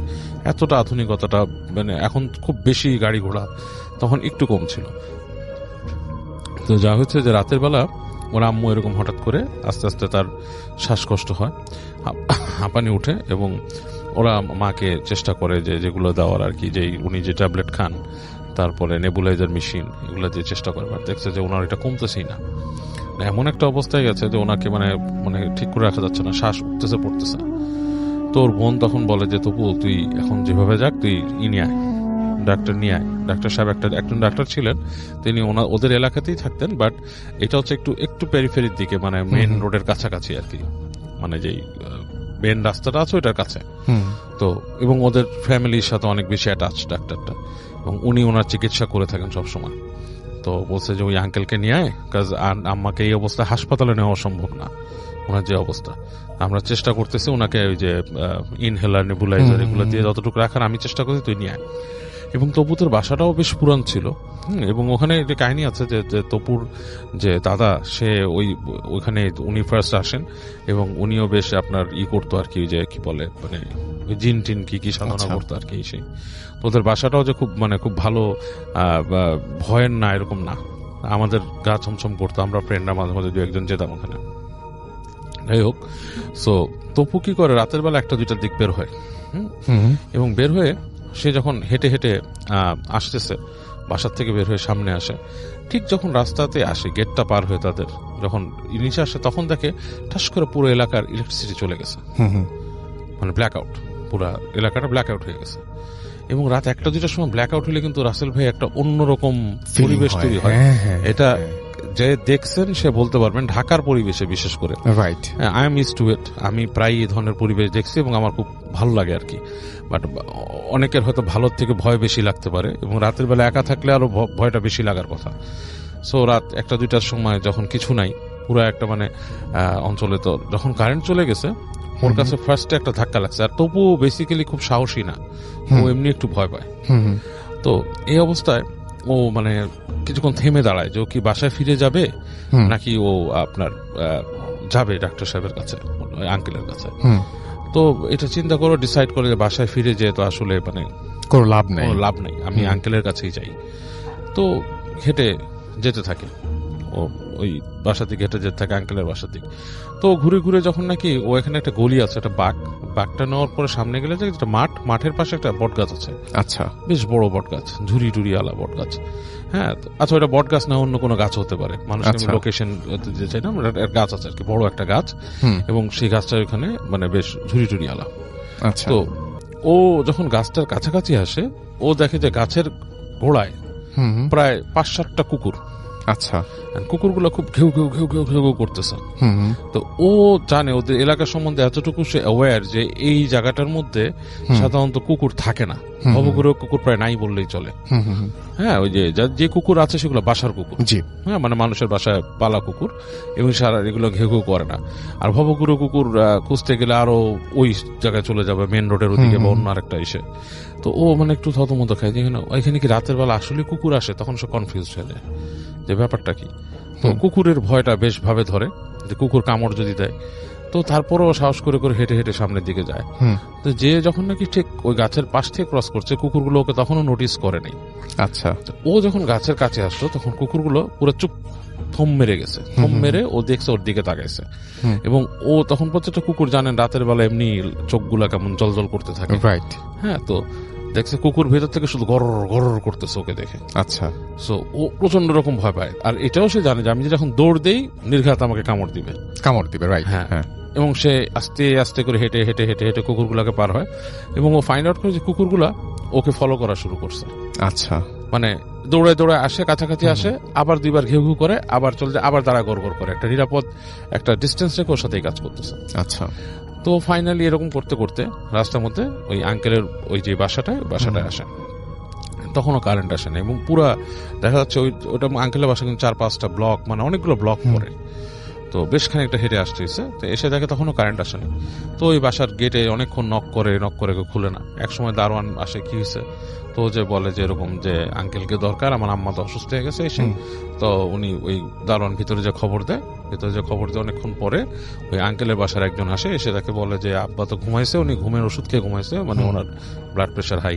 আচ্ছা, তো উনি বলে যে এরকম এরকম এরকম, তো ওনাকে বলেন, তখন বলতেছে আচ্ছা ঠিক আছে, আব্বাকে বলতেছি, তুমি কি দাঁড়াবা নাকি তুমি চলে যাবা? আচ্ছা, তো বলে আমি দাঁড়াই, আঙ্কেলকে সাথে যাই। তো দাঁড়ায় আছে, কিছুক্ষণ পর ওই আঙ্কেল আসে, এসে আঙ্কেল নিজে বলে যে বাবা আমি তোমার বাসায় আসবো একটু পরে, তুমি চলে যাও, আমি এখানে রাত্রেবেলা তো আমি গাড়ি বের করে আসবো, তুমি চলে যাও বাসায়, তো তোমার মার দরকার হতে পারে তোমাকে। তো ছেলেটা করে কি, ও অপু আপনার ফিরে আসে আর কি, ফিরে এসে ওখান থেকে আবার হাঁটা দেয়। তো যখন বের হয়ে আসছে তখন দেখতেছে কুকুরগুলো নাই, কিন্তু আবার যখন কেউ ওই বাসাটাকে ছাড়ায় আবার অনেকখানি 2-3টা ব্লক চলে আসছে, দেখে ঠিক কুকুরগুলো ওখানে জটলা করতেছিল, এবং ওকে দেখে আবার সেই একই রকম ওর পিছনে পিছনে গড় গড় গড় গড় করতে করতে। তো তবুর যে বলার ব্যাপারটা যে প্রচন্ড রকমের ভয় লাগতেছিল ওর, কারণ প্রত্যেকটা গলি যখন ক্রস করতেছে ওদের বাসায় যাওয়ার আগ পর্যন্ত যে কয়টা গলি, এগুলো হচ্ছে বেশ নিরিবিলি, মানে দিনের বেলায় নিরিবিলি থাকে। হ্যাঁ, রাতের বেলা সেগুলো মনে করেন গা ছমছম করা পরিবেশ সন্ধ্যার সময় তৈরি হয়ে যায়, কারণ কয়েকটা গাছ আছে, সেই গাছগুলোর বর্তমানে আছে কিনা আই ডোন্ট নো, বাট ওই সময়টা আমিও রিকল করে চিন্তা করতে পারি, কিছু গাছ ছিল যেগুলোতে মানে বেশ ছেয়ে যেত জায়গাটা, ঠিক আছে। সন্ধ্যার পরে মূলত বেশ ছাওয়া, এবং দোকানপাটও খুব একটা নাই। তো হেঁটে হেঁটে খুব ভয়ের চোটে একসময় বাসার কাছে আসে। তো বাসার কাছে এসে দেখে যে কুকুরগুলা ওর বাসার মধ্যে ঢুকতেছে না, বেশ দূরে দাঁড়ায় ঘেউ ঘেউ গড় এরকম করতেছে। এরকম করতে করতে ও আস্তে আস্তে করে হেঁটে ওদের ওই যে লোহার গেটটা পার হয়। এখন ওদের গাড়ি বারান্দা, পুরোনো আমলের বাড়ি, হেঁটে হেঁটে হেঁটে হেঁটে পার হচ্ছে। তো ঠিক যখন নাকি ওদের সিঁড়ি ঘরে ঢুকবে রাসেল ভাই, তখন দেখে যে সিঁড়ির গোড়ার দিকে কেউ একজন বসে আছে, মানে মনে হচ্ছে একটা মানুষ ঠিক সিঁড়ির পাশে, মানে সিঁড়ির যে রেলিং সেটার পাশে বসে আছে, এবং মানে কেমন বিদঘুটে একটা নয়েজ তৈরি করতেছে। ইটস লাইক ইঁদুরের গলায় যদি মানুষ কথা বলার চেষ্টা করে, কাইন্ড অফ লাইক দ্যাট। হ্যাঁ, এরকম একটা ব্যাপার। তো মানে প্রচন্ড ভয়ের, এবং ও মানে ওর মাথাটা মানে এলোমেলো হয়ে যাওয়ার মাথায় এই জিনিসটা দেখে। ও যে সিঁড়িতে উঠবে ওই জিনিসটাকে ক্রস করে, সেরকম না। তো ও ওই দিক থেকে চিন্তা করতেছে যে আমি যেতে হবে উপরে। এরকম সময় উপর থেকে ওর বোনের ডাক শুনতে পায় যে তবু তুই আসছিস নাকি, হ্যাঁ কারেন্ট যেতে। তো ও করে কি, যখন নাকি ওই একটুখানি উঠে সিঁড়িতে উঠে, তখন দেখে যে ওই যে ক্রিচার যেটা, সেটা একটু বের হয়ে আসছে। আচ্ছা, হ্যাঁ, হালকা একটা বাইরের আলোর মতোর মুখে পড়ছে। ইটস লাইক খুব বুড়া মানুষের যদি চুল টুল চলে যায় রাসেল ভাই, it's like grey colour skin, like ইঁদুরের বাচ্চা থাকে না কিছু, এই টাইপের স্কিন, কিন্তু মানুষ, মহিলা টাইপের। হ্যাঁ, মানে ওকে দেখে খ্যাক করে একটা শব্দ করে ওকে এরকম মানে মানুষকে ধাওয়া দেয় না, সেরকম একটা ধাওয়া দেয়। হ্যাঁ, এরকম একটা ধাওয়া দিয়ে হ্যাঁ এরকম সাউন্ড করে। ও করে কি, সিঁড়িতে মানে পিছলায় দৌড় দেয়। হ্যাঁ, আর পিছন থেকে বলে তোর মা গেছে। ওর বুকের মধ্যে প্রচন্ড ধাক্কা লাগে এবং একটা সাহসও লাগে। যখন বলে তোর মা গেছে, সে নাকি ছেড়ে দৌড় দিয়ে নিচে নেমে আসে। মানে ওর মাথায় এমন রাগ উঠছিল যে ও লাথি মারবো এটাকে, এবং নিচে এসে দেখো এটা নাই। আচ্ছা। এবং আলটিমেটলি সে উপরে উঠে যায় তবু, এবং তখন দেখা যাচ্ছে ওর কাইন্ড অফ লাইক সাহস হয়ে গেছে অন্যরকম টাইপের। ও যখন বাসায় আসছে তখন কারেন্ট আসে, ঠাস করে কারেন্ট আসছে, এবং ওর বোন বলতেছে যে আম্মার অবস্থা খুবই খারাপ এসে। তো যখন ভিতরে ঢুকে বোন সহ ঢুকে যেয়ে দেখে যে ওর আম্মা কোয়াইট নর্মাল, মানে শ্বাসকষ্ট অনেক কমে গেছে, নর্মাল। তোর মাকে যে বলে আম্মু কি হয়েছে, হাত ধরে বেশ ওর মানে আবেগ আপ্লুত হয়ে যায়, বলে কি হয়েছে এসে, তো বলে যে না আমার অনেক শ্বাসকষ্ট ঠিক হয়ে গেছে। তো ইন দ্য মিন টাইম কিছুক্ষণ পর ডাক্তার সাহেব আসেন। ওই ডাক্তার সাহেব এসে ওর মাকে চেক করে বলে কি যে তোমাদের জন্য বেস্ট হয় কি একটা কথা বলি, তোমরা না এই বাসাটাকে ভাড়া দিয়ে কোথাও চলে যাও। আচ্ছা। হ্যাঁ, বলে কেন? বলে তোমাদের ভালোর জন্য বলি, কাজ এই যে এই বাসাটাতে তোমার দাদা থাকতো, তোমার দাদিরও কিন্তু হাঁপানি ছিল। হ্যাঁ, দাদিরও হাঁপানি ছিল, এবং এইটা আমার বিশ্বাস যে এটা সুপার ন্যাচারাল কজ আছে কোনো। আচ্ছা, যদিও আমি একজন ডাক্তার, আমার বলা ঠিক না এই ধরনের কথা, বাট আমি বিশ্বাস করি এরকম কিছু ব্যাপার স্যাপার এখানে আছে। এবং তোমার আম্মার এই যে হঠাৎ অ্যাজমা অ্যাটাক, ওনার কিন্তু এই শ্বাসকষ্ট অসুখ নাই, এটা আমি বিলিভ করি কিছু একটা। কাজ এই যে ওনাকে ইনহেলার দিছো, এটা তো ওনার একটা কমে যাওয়ার কথা। হ্যাঁ, তারপর তুমি নেবুলাইজার দিছো, এটাও একটা জিনিস ভিতর ক্লিয়ার করে ফেলে। মেডিকেলি যে ছোটখাটো ট্রিটমেন্টটা করা দরকার ওনার অ্যাজমা সিনড্রোমে যা আছে, এটা ওনার ঠিক হয়ে যাওয়ার কথা। উনি এমন পেশেন্ট না যে ওনাকে অক্সিজেন যে সারাক্ষণ রাখতে হবে, সেগুলো আমি ওরকম ব্যবস্থা করতাম। তো এগুলো এক একটা অ্যাটাক হচ্ছে এখানে, তোমাদের এখানে। আমার মনে হয় ওনাকে নিয়ে যাও, ওনাকে অন্য একটা পরিবেশে রাখো, তোমাদের এখানে থাকতে হবে না। তো ডাক্তার সাহেব এগুলো বলে চলে যায়। ডাক্তার সাহেবকে অনেক গুতায় ওর বোন, যে বড় বোন আর কি, যে ডাক্তার সাহেব কি আসলে আঙ্কেল এখানে কি আমাদের বাসা? বলে না, তোমরা অনেক কিছু ফেস করো না, তোমার দাদা থাকতে তো শুনতাম আমরা যে এখানে তোমাদের এখানে এরকম হতো। হ্যাঁ, মানুষকে এরকম ধাক্কা দিয়ে ফেলে দিত, ই করতো, এবং এখানে তোমার দাদার এখানে জিন ছিল, দুষ্টধন জিন ছিল, তোমরা কতটুকু দেখো কিনা এসে। তো তপু আর ডাক্তার সাহেবকে ওই ঘটনাটা বলে নেই, সে নিজে এটা নিজের মধ্যে রাখছে। এবং ওরা একসময় বাসা ছেড়ে চলে যায় তার 2-1 বছর পরে, এবং 2-1 বছর পরে তপু আর কিছুই দেখে নাই। এবং সে যা বলছে যে দেখো আমার ভেতরে একটা সাহস, আমি বিশ্বাস করি এখন আমি যদি ওভারকাম করতে পারি আমার বাসা, এই জিনিসগুলো আমাকে কোনো ক্ষতি করতে পারবে না, এটা আমাদের বাসা, আমি এটাই করি। আমরা এই আত্মবিশ্বাসটা থাকতে। হ্যাঁ, বলছে যে আমরা চলে গেছি বাসার থেকে নট বিকজ অফ যে এই জিন ক্ষতি করতেছে বা কিছু, আমরা চলে গেছি আমাদের দরকারে। আমাদের বাসা আসলে আমাদের হচ্ছে না, মানে ওইভাবে করে বাসাটা বেশি বড়, আমাদের একটা কম্প্যাক্ট জায়গা দরকার, বাসাটা পরবর্তীতে আমরা বিল্ডার্সকে দিয়ে দিব এই কারণে, but not because of that জিন, বাট ওই ভয় আমি পাইছি। এবং তবু বলতো যে ওদের বাসায় এরকম প্রায়ই হতো, ছাদের মধ্যে ঠাস করে ইট মারতো, কে একলা দাঁড়ায় থাকলে মনে হতো ছাদে কেউ আছে, এরকম জিনিসগুলা প্রায় হয়। এবং আমি আপনাকে বলছি আমার এক রিলেটিভের বাসা ছিল ওই মোহাম্মদপুরেরই একটা এলাকায়, ওইটাও খুব ভয়ঙ্কর ছিল এরকম। সেটাই। থ্যাংক ইউ সো মাচ বাবু ভাই। যেটা করবো সেটা হচ্ছে একটা ছোট্ট ঘটনায় যাব। আসসালামু আলাইকুম রাসেল ভাইয়া, আশা করি আপনি এবং আপনার ভূত এফএমের সমস্ত টিম মেম্বার আল্লাহর রহমতে অনেক অনেক অনেক ভালো আছে। আমার নাম মোহাম্মদ জয় চৌধুরী, আমার বাসা নওগাঁ জেলার পত্নীতলা থানায়। আসল ঘটনাতে যাই, যেটার জন্য আসলে আপনাদের সঙ্গে যোগাযোগ করা আর কি।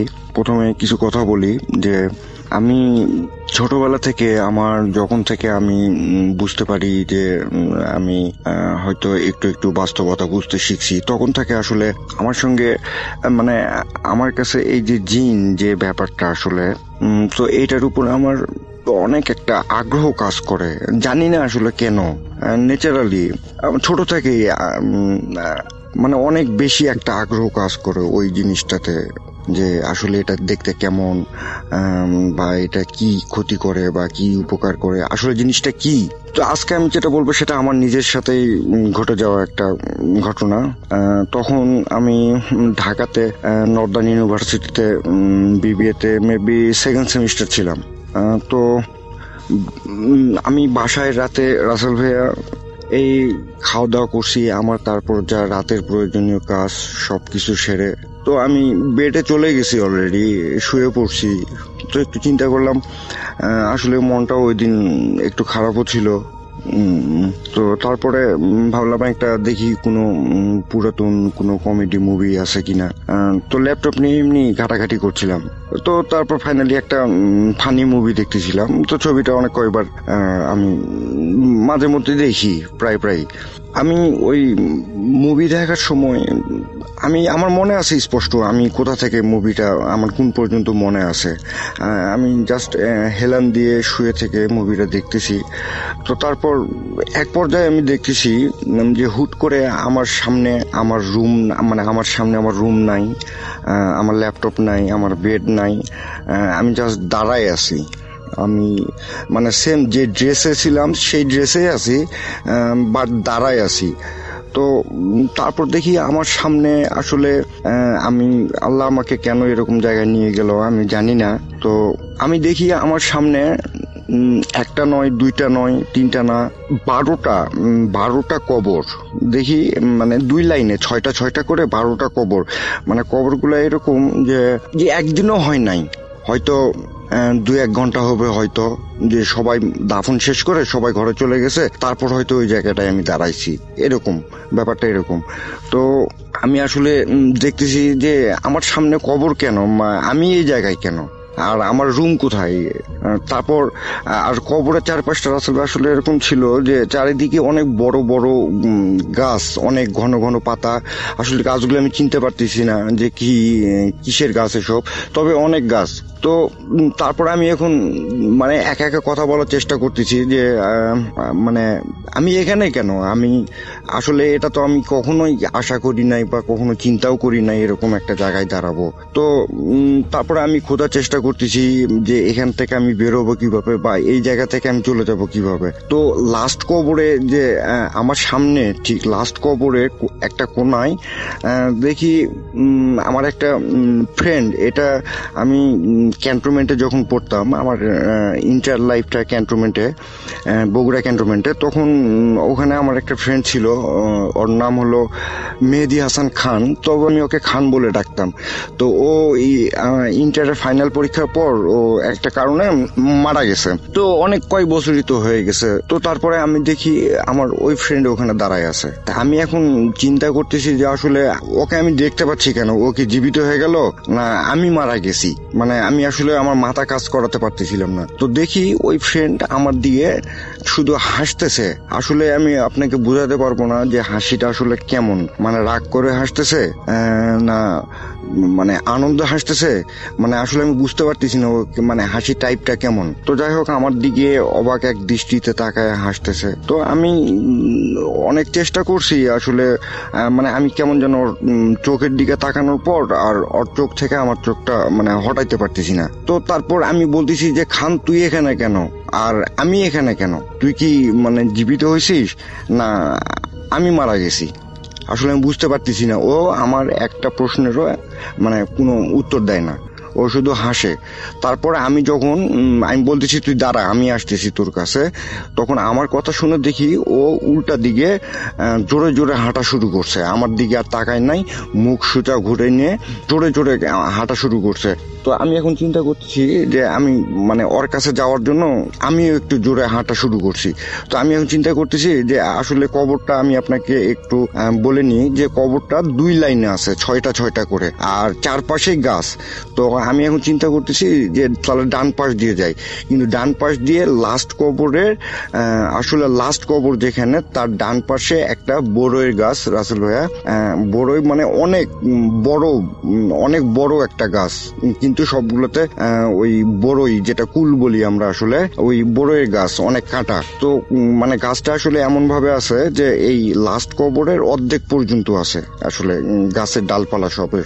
তো আমি এখন যাওয়ার সময় আর আমি ওর দিকে তাকায় আছি যে আমার ফ্রেন্ড আরো জোরে হাঁটে যাচ্ছে। তো আমি এখন ওকে বলতেছি যে তুই দাঁড়া দাঁড়া দাঁড়া। তো ও মানে আমার কোনো কথা মানে ও মনে হয় শুনতেই পারেনি, মানে ব্যাপারটা এরকম দিয়ে ও সোজা হেঁটে যাচ্ছে। তো আমি এখন যাওয়ার চেষ্টা করতেছি, তো জোরে হাঁটা যখন আমি শুরু করছি, তো ওই মানে বড়ই গাছটার মানে আমি কবরটা আসলে সাইড দিয়ে একটু যাইতে চাইছিলাম। তো ওই বড়ই গাছের যে একটা ডাল ছিল, ওই ডালে অনেক কাঁটা ছিল। তো ওই কাঁটার সঙ্গে আমার হাতটা লেগে মানে অনেক জোরে দেখি এখান থেকে এত বড় একটা আঁচড় লেগে গেল। তো আমি সঙ্গে সঙ্গে মানে আঁচড়টাতে এমন ভাবে ব্যথা পাইছি, তো সঙ্গে সঙ্গে আমি চোখ খুলে দেখি যে আমার সামনে ওই ল্যাপটপ ওইভাবেই আছে, আমি যেভাবে শুয়েছিলাম হেলান দিয়েছিলাম সেভাবে আমি হেলান দিয়ে আসি। তো আমি এখন চিন্তা করতেছি যে কি হলো এটা। তো তারপর দেখি যে আমি মুভির লাস্ট যে পর্যন্ত আমার সিন দেখা ছিল তার 1, 2, 3 সেকেন্ড হবে না হয়তো ওই সিনটাতে ওই অবস্থায় আছে। আর আমি দেখি আমার টি শার্ট, আমার এই প্যান্ট, মানে আমার সব কিছু ভিজে মনে মানে এমনটা যে আমি গোসল করছি, মানে অথবা মানে আমি পুরো শরীরটা ভিজছে কিন্তু এখনো মানে মুছি নাই কোনো কিছু। তো এভাবে যেমন লাগবে ওইভাবে আমি আসি। মানে আমি কখনো জানি না, মানে ভাবি নাই যে আসলে মানে এতটা ঘামছি কেন আমি। আর দেখি আমার পুরো শরীর। আর সবচাইতে আশ্চর্য, আমি তখনও পর্যন্ত আসলে ভাবলাম হয়তো কোনো দুশ্চিন্তা বা কোনো হয়তো ঘুমাই গেছিলাম, হয়তো ঘুমের মধ্যে হুট করে একটা স্বপ্ন দেখছি এরকম ভাবছিলাম। তো যখন আমি নিচের দিকে তাকাই, আর তখন আমি রুমের লাইট অফ করা ছিল, তো আমি তখন চিন্তা করলাম যে করি লাইট দিই। লাইট দেওয়ার জন্য আমি উঠছি, লাইট যখন দেই তখন আসলে আপনাকে কি বলবো, আপনি বিশ্বাস করবেন কিনা হয় আমি জানি না, দেখি আমার ওই কবরের কাছে থাকা অবস্থায় আমার হাতে যেভাবে আঁচড়টা লাগছে বোরের কাঁটা দিয়ে, ঠিক অত বড় জায়গা কেটে আমার বেডের অনেকখানি এবং আমার এই টি শার্টে, আমার ওই প্যান্টে সব জায়গায় মানে রক্ত অনেক জোরে মানে পড়তেছে। তো আমি এখন কিন্তু ব্যথা পাচ্ছি না, আশ্চর্যের ব্যাপার এটা, আমার কোনো ব্যথা নাই, বাট রক্ত পড়তেছে। তো আমি এখন সঙ্গে সঙ্গে হাত ওভাবে চেপে ধরে তো আমার মাকে ডাকছি যে আম্মু আম্মু আম্মু। তো মানে আম্মুকে জোরে জোরে ডাকছি। তো তখন আম্মু এখন উঠে, আমি বললাম যে এরকম এরকম আম্মু, আমার আসলে আমি জানি না আমার কি হয়েছিল, আমি বলতে পারবো না, মানে আমি জানি না, আমার মাথা কোনো কাজ করতেছে না যে আসলে আমি। তারপরে মাকে সব কিছু খুলে বললাম যে এরকম এরকম আমার ওই মৃত একটা ফ্রেন্ডকে এরকম দেখছি, আবার 12টা কবর দেখছি, আবার ওরকম একটা কবরের পাশে গাছ ছিল কাঁটাওয়ালা, ওই কাঁটা দিয়ে আমার হাত কাটছে। তো তারপরে আমি দেখি আমি ওই ল্যাপটপে আছি, ওই মুভি ওইভাবে আছে, আর আমার হাত দিয়ে এভাবে রক্ত পড়তেছে। তো আম্মু আসলে আমাকে কিছু বলে নাই, শুনে চুপ করে আছে, আর সঙ্গে সঙ্গে আল্লাহর কথা স্মরণ করছে, দোয়া পড়তেছে। তারপরে আমার হাতটা যাই হোক পরিষ্কার করার পরে তারপরে ওই রাতে মায়ের কাছে আমি ছিলাম। তবে ওই রাতে আমি ঘুমাতে পারি নাই। আসলে আমি জানি না রাসেল ভাই, আমি ওখানে কেন আল্লাহ আমাকে নিয়ে গেছে বা কেন আমার সামনে এরকম একটা অবস্থা আসলো, আমি আসলে এরকম কখনো চিন্তাই করি নাই যে এরকম কোনো কিছু হতে পারে। আমি কারো কাছ থেকে এরকম শুনিও নাই। তো এই জন্য আমি আপনার কাছে সবার উদ্দেশ্যে বলি, আপনার টিম, আপনার এই মুহূর্তে যারা যারা শুনতেছে সবার উদ্দেশ্যে বলি, সবাই যারা যে অবস্থায় আছে আল্লাহর কাছে শুকরিয়া আদায় করেন, সবাই নামাজ পড়েন, আর অনেক অনেক ভালো থাকবেন। আল্লাহ হাফেজ, আসসালামু আলাইকুম। এবং এরপরে চলে যাব আমাদের আরো একজন অতিথির কাছে। ধন্যবাদ রাসেল ভাই। আমি সোহাগ, রাজশাহী থেকে। জি ভাই, আমি প্রথমে যে কথাটা বলতে চাই যে আমাদের যে এলাকাটা, আমরা হচ্ছে রাজশাহী জুটমিলের ওখানে থাকি, 2 নম্বর গেটে আমার যে জায়গাটা। আর যে ঘটনাটা ঘটছে এটা হচ্ছে অলমোস্ট রাজশাহী জুটমিলের পিছনে একটা গ্রাম আছে, যে গ্রামটা হচ্ছে, যে গ্রামটাকে বলে নতুন ইমাদপুর যেটা বলে। তো এটা খুব রিসেন্ট একটা ঘটনা, এই লাস্ট ঈদুল আজহা যেটা চলে গেল আমাদের, এই ঈদুল আজহাতে আমাদের রাজশাহীতে বা বাংলাদেশের বিভিন্ন জায়গায় এরকম একটা প্রচলন আছে যে একটা গরুতে 7 জন বা 3 জন বা 5 জন বেজোড় সংখ্যার একটা ভাগ দিয়ে গরুটাকে কোরবানি দেওয়া হয়। তো এরকমই একটা ঘটনা ঘটছে যে ওই গ্রাম থেকে 7 জন লোক ঈদুল আজহার জন্য গরু কিনতে যাবে। আমাদের ওখানে যে হাই স্কুল মাঠ আছে, মাসকাটা দিকে স্কুল মাঠ, এটা অনেক বড় একটা মাঠ, আর এই মাঠে প্রত্যেক বছর ইয়ারলি যে গরু ছাগলের যে হাটটা বসে, এখানে অনেক বড় একটা হাট বসে। আচ্ছা, দেন আমরা কাটাখালী বাজারের পাশেই হাটের মাঠটা, স্কুল মাঠটা। তো ওখান থেকে কিছু দূর গেলেই হচ্ছে এই গ্রামটা, যে অলমোস্ট 2 কিলো দূরে পায়ে হেঁটে যাওয়া যায়, পিচ ঢালা রাস্তা আছে, আর আদর্শ কলেজের পাশ দিয়ে যেতে হয় এই জায়গাটা। তো ওই 7 জন ভাগী যারা ছিলেন তারা অলমোস্ট একটা সুন্দর দেখে একটা গরু কিনেছিলেন, কিন্তু 7 জন ভাগীর মধ্যে একজনের সাথে তার ছোট্ট একটা 4 থেকে 5 বছর বয়সী একটা বাচ্চা ছিল। আচ্ছা, উনার সাথে গেছিল গরু কিনবে, বাবা গরু কিনবে, আমরাও দেখতে যাব এই ভেবে হচ্ছে ওই ছেলেটাকে নিয়ে আসে উনি। তো অ্যাজ ইউজুয়াল উনি হচ্ছে গরু কিনে, ওনারা সবাই মিলে গরু একটা সুন্দর দেখে একটা গরু কিনে নিয়ে আসার পরে যখন তারা আস্তে আস্তে অলমোস্ট 1 কিলো রাস্তা পার হয়ে গেছে, যখন আদর্শ কলেজের যে জায়গাটা ক্রস করে ওই জায়গাটা কিন্তু অনেকটা ফাঁকা শুনশান জায়গা। এক পাশে হচ্ছে ক্যানেল আছে, আর এক পাশে হচ্ছে কুসুর মানে আখ ক্ষেত যেটাকে আমরা বলি। তো এই আখ ক্ষেতে পাশ দিয়ে রাস্তাটা, তো যাওয়ার সময় গরুটা হঠাৎ করে একটা বিরূপ ধরনের আচরণ করতে লাগে। মানে এতক্ষণ গরুটা খুব ভালোভাবে আসছিল, এরপরে কি হলো যে গরুটা খুব মানে লাফালাফি শুরু করলো। মানে অনেক বড় গরু ছিল, সো সবাই মিলে দড়ি টানা দিয়ে ধরে গরুটাকে কষ্ট করে নিয়ে আসে। গরুটা একসময় এদিকে ছুটে যেতে চায়, একসময় ওদিকে ছুটে যেতে চায়। আসলে এটা এতক্ষণ ছিল না, বাট হঠাৎ করে এই জিনিসটা শুরু হয়ে গেল। ঠিক আছে, মানে ওই যে বাচ্চাটা ঘুরছে ফিরছে, কিন্তু গরুটা হচ্ছে খুব লাফালাফি শুরু করেছে, গরুটার ওই জায়গায় থাকবে না এরকম, বা ওই রাস্তা দিয়ে যাবে না। তারপরেও কষ্ট করে নিয়ে যাওয়া হয়। নিয়ে যাওয়ার পরে একটা বিদ্যুতের পোল আছে, ইলেকট্রিসিটি পোল যেটাকে আমরা বলি, এই পোলের সাথে ওই গরুটাকে বাঁধা হয়। বাঁধার পরে যে ঘটনাটা ঘটে যে গরুটা এত পরিমাণ লাফাদাফা শুরু করে যে ওই পোলটাকে আস্তে আস্তে নড়ানো শুরু করেছে। তো সবাই বলছে যে যেহেতু গরুটা খুব বেশি লাফালাফি করছে, সো আমরা করি কি পোলটা বেশি ঝুঁকছে বা নড়ছে, হয়তো বা কারেন্টের তার যদি একটা ইলেকট্রিসিটি তার যদি ছিঁড়ে যায়, এটা দুর্ঘটনা হতে পারে, আমরা এখান থেকে খুলে তাকে একটা মানে খুঁটি পুঁতে, শক্ত করে একটা খুঁটি পুঁতে গরুটাকে বেঁধে দিয়েছে। এবার যে ঘটনাটা যে সবাই গরুটাকে খেতে দিচ্ছে, কিন্তু গরুটা খাচ্ছে না, গরুটা ওই রকম লাফালাফি করতেই আছে। এখন ঘটনা হচ্ছে যে গরুটা কেন লাফালাফি করছে, মূল বিষয়টা হচ্ছে ওই যে বাচ্চাটা ছিল 3 থেকে 4 বছরের যে বাচ্চাটা, এই বাচ্চাটা অনেক সুন্দর একটা বাচ্চা ছিল। রোড থেকে আসার সময় ওই আদর্শ কলেজ যখন ক্রস করেছে, তখন এই ছেলেটার সাথেই সমস্যাটা হয়েছে। আর আমরা তো জানি যে পশু পাখি জীব জানোয়ার যেটাই বলি না কেন, ওরা এই জিনিসগুলাকে খুব ভালোভাবে করতে পারে, অবলোকন করতে পারে।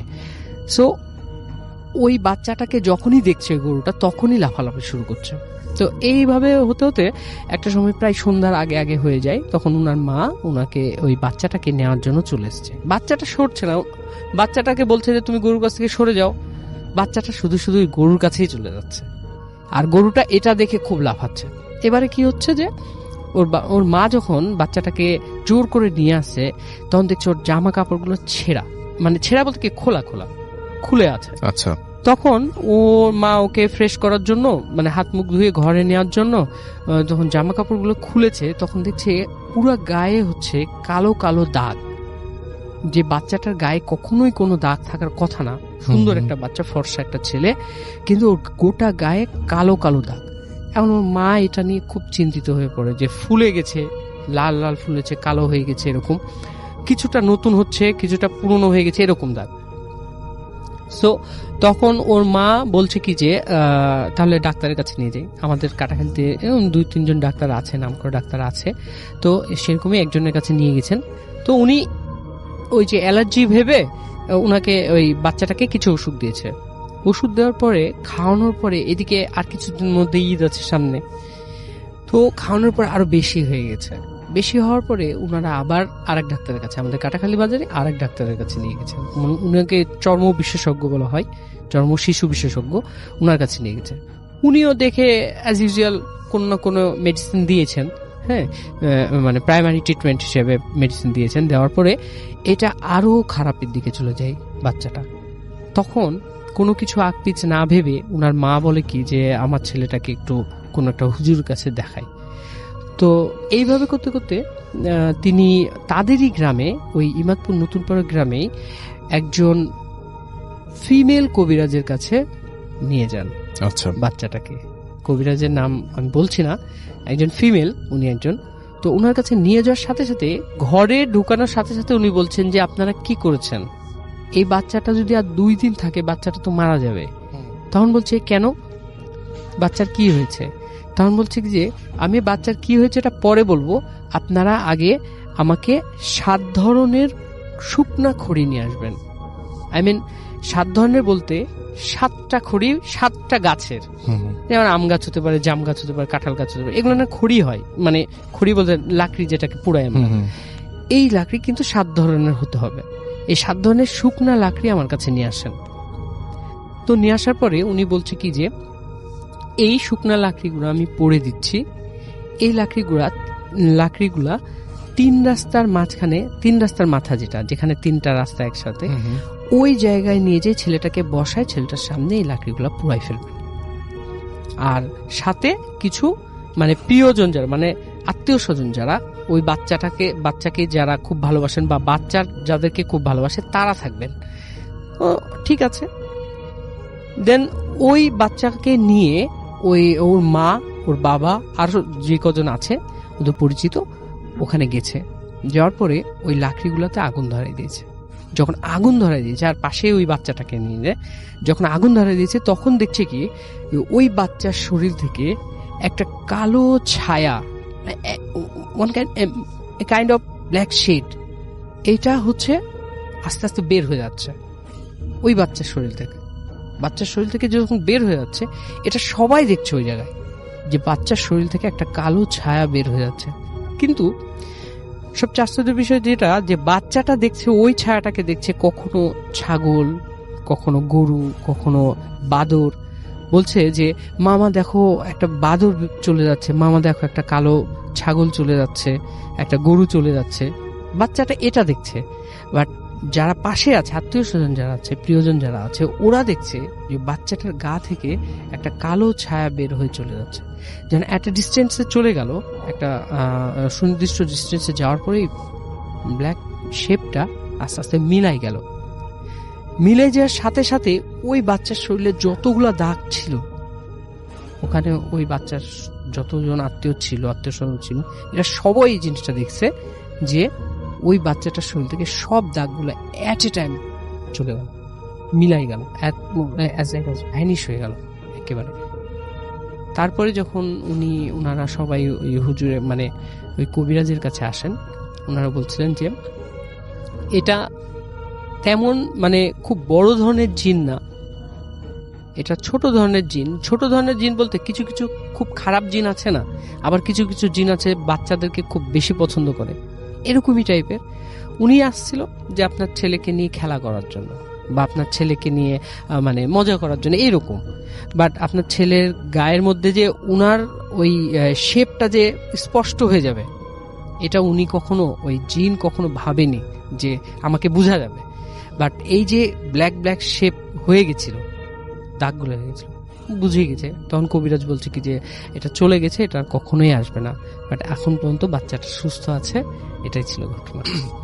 Thank you so much. চলে যায় আপনার ঘটনায়। জি, আমি যে ঘটনাটি বলবো সেটি আমার এই বড় ভাইয়ের ভাগ্নের ঘটনা। ঘটনাটি ঘটে 2008 বা 9-এর দিকে, তিনি এক্সাক্ট বলতে পারেননি, 8 অথবা 9-এর দিকে হবে, যেহেতু বছরের শেষের দিকে ছিল। জি। তো ঘটনাটা বেসিক্যালি তার ভাগ্নেকে নিয়ে।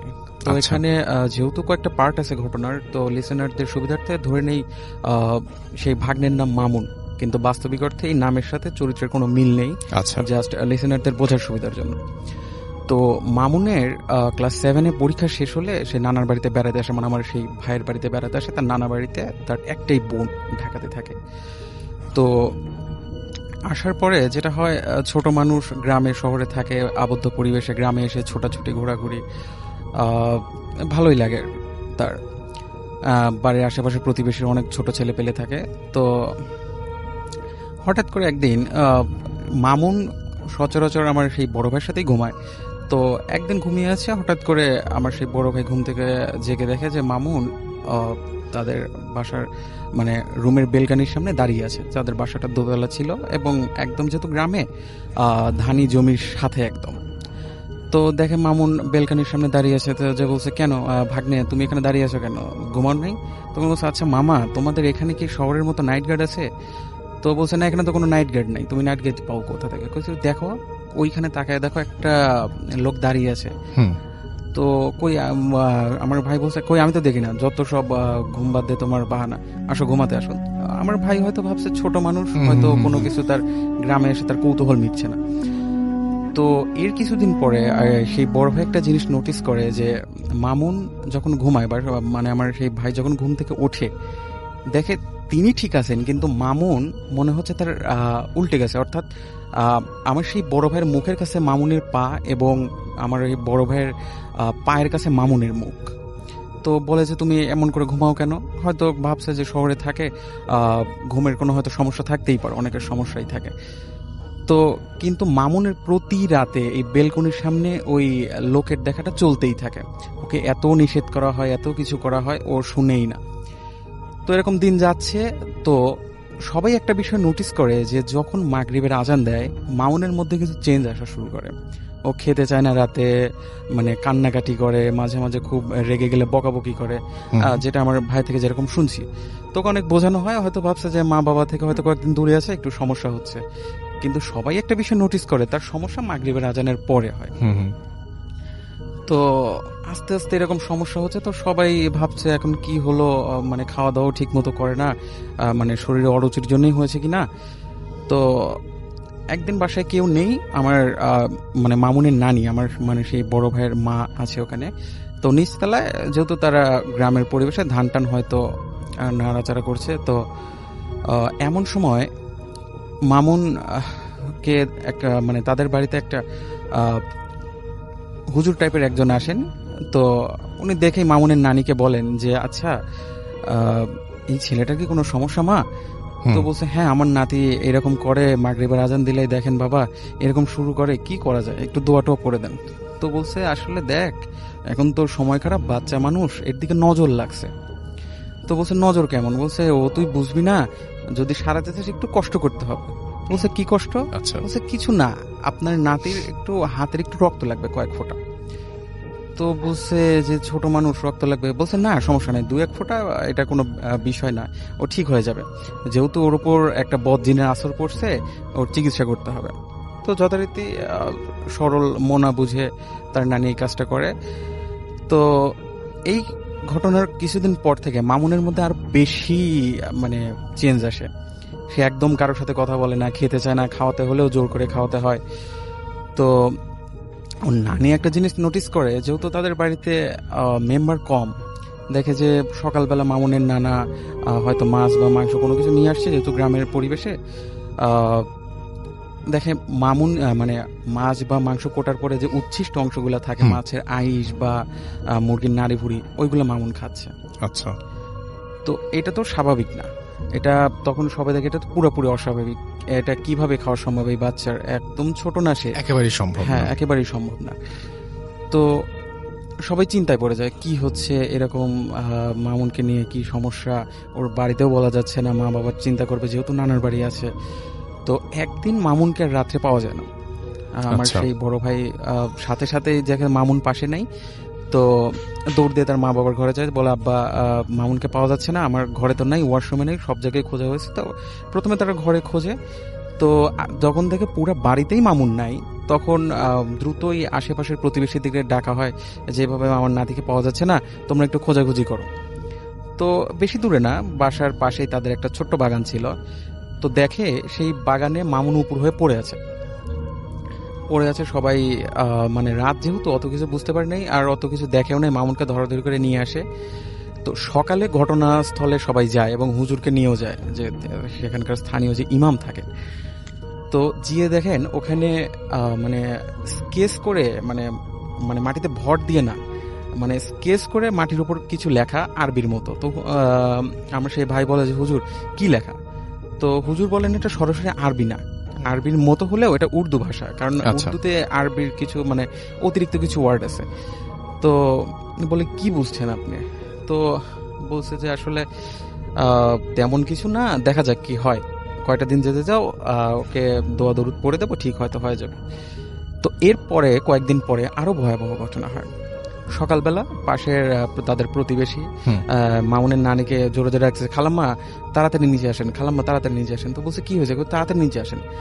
তো বলছে আপনার নাতির কি কোনো শারীরিক সমস্যা? বলছে কেন, কি হয়েছে? তো বলছে দেখেন কি করছে। তো তারা গিয়ে দেখে যে মামুন ওই পাশের বাড়ি তাদের যে প্রতিবেশী থাকে, যেহেতু গ্রাম্য এলাকা তারা হাঁস বা মুরগি পালন করে, তো মামুন দেখে একটা হাঁসের আস্ত একটা জ্যান্ত হাঁসের মাথা মানে ছিঁড়ে চাবাচ্ছে। যেহেতু ছোট মানুষ, তার পক্ষে তো এই মানে জ্যান্ত একটা হাঁসের মাথা চাবানো সম্ভব না, কিন্তু সে মুখের ভিতর নিচে এবং দেখে তার মানে মুখ ছুটি কেটে গেছে এবং তারই রক্ত বের হচ্ছে। যেহেতু তার পক্ষে এই জ্যান্ত একটা হাঁসের মাথা চাবানো সম্ভব না, তো কান্নাকাটি শুরু করে দেয় মামুনের নানি।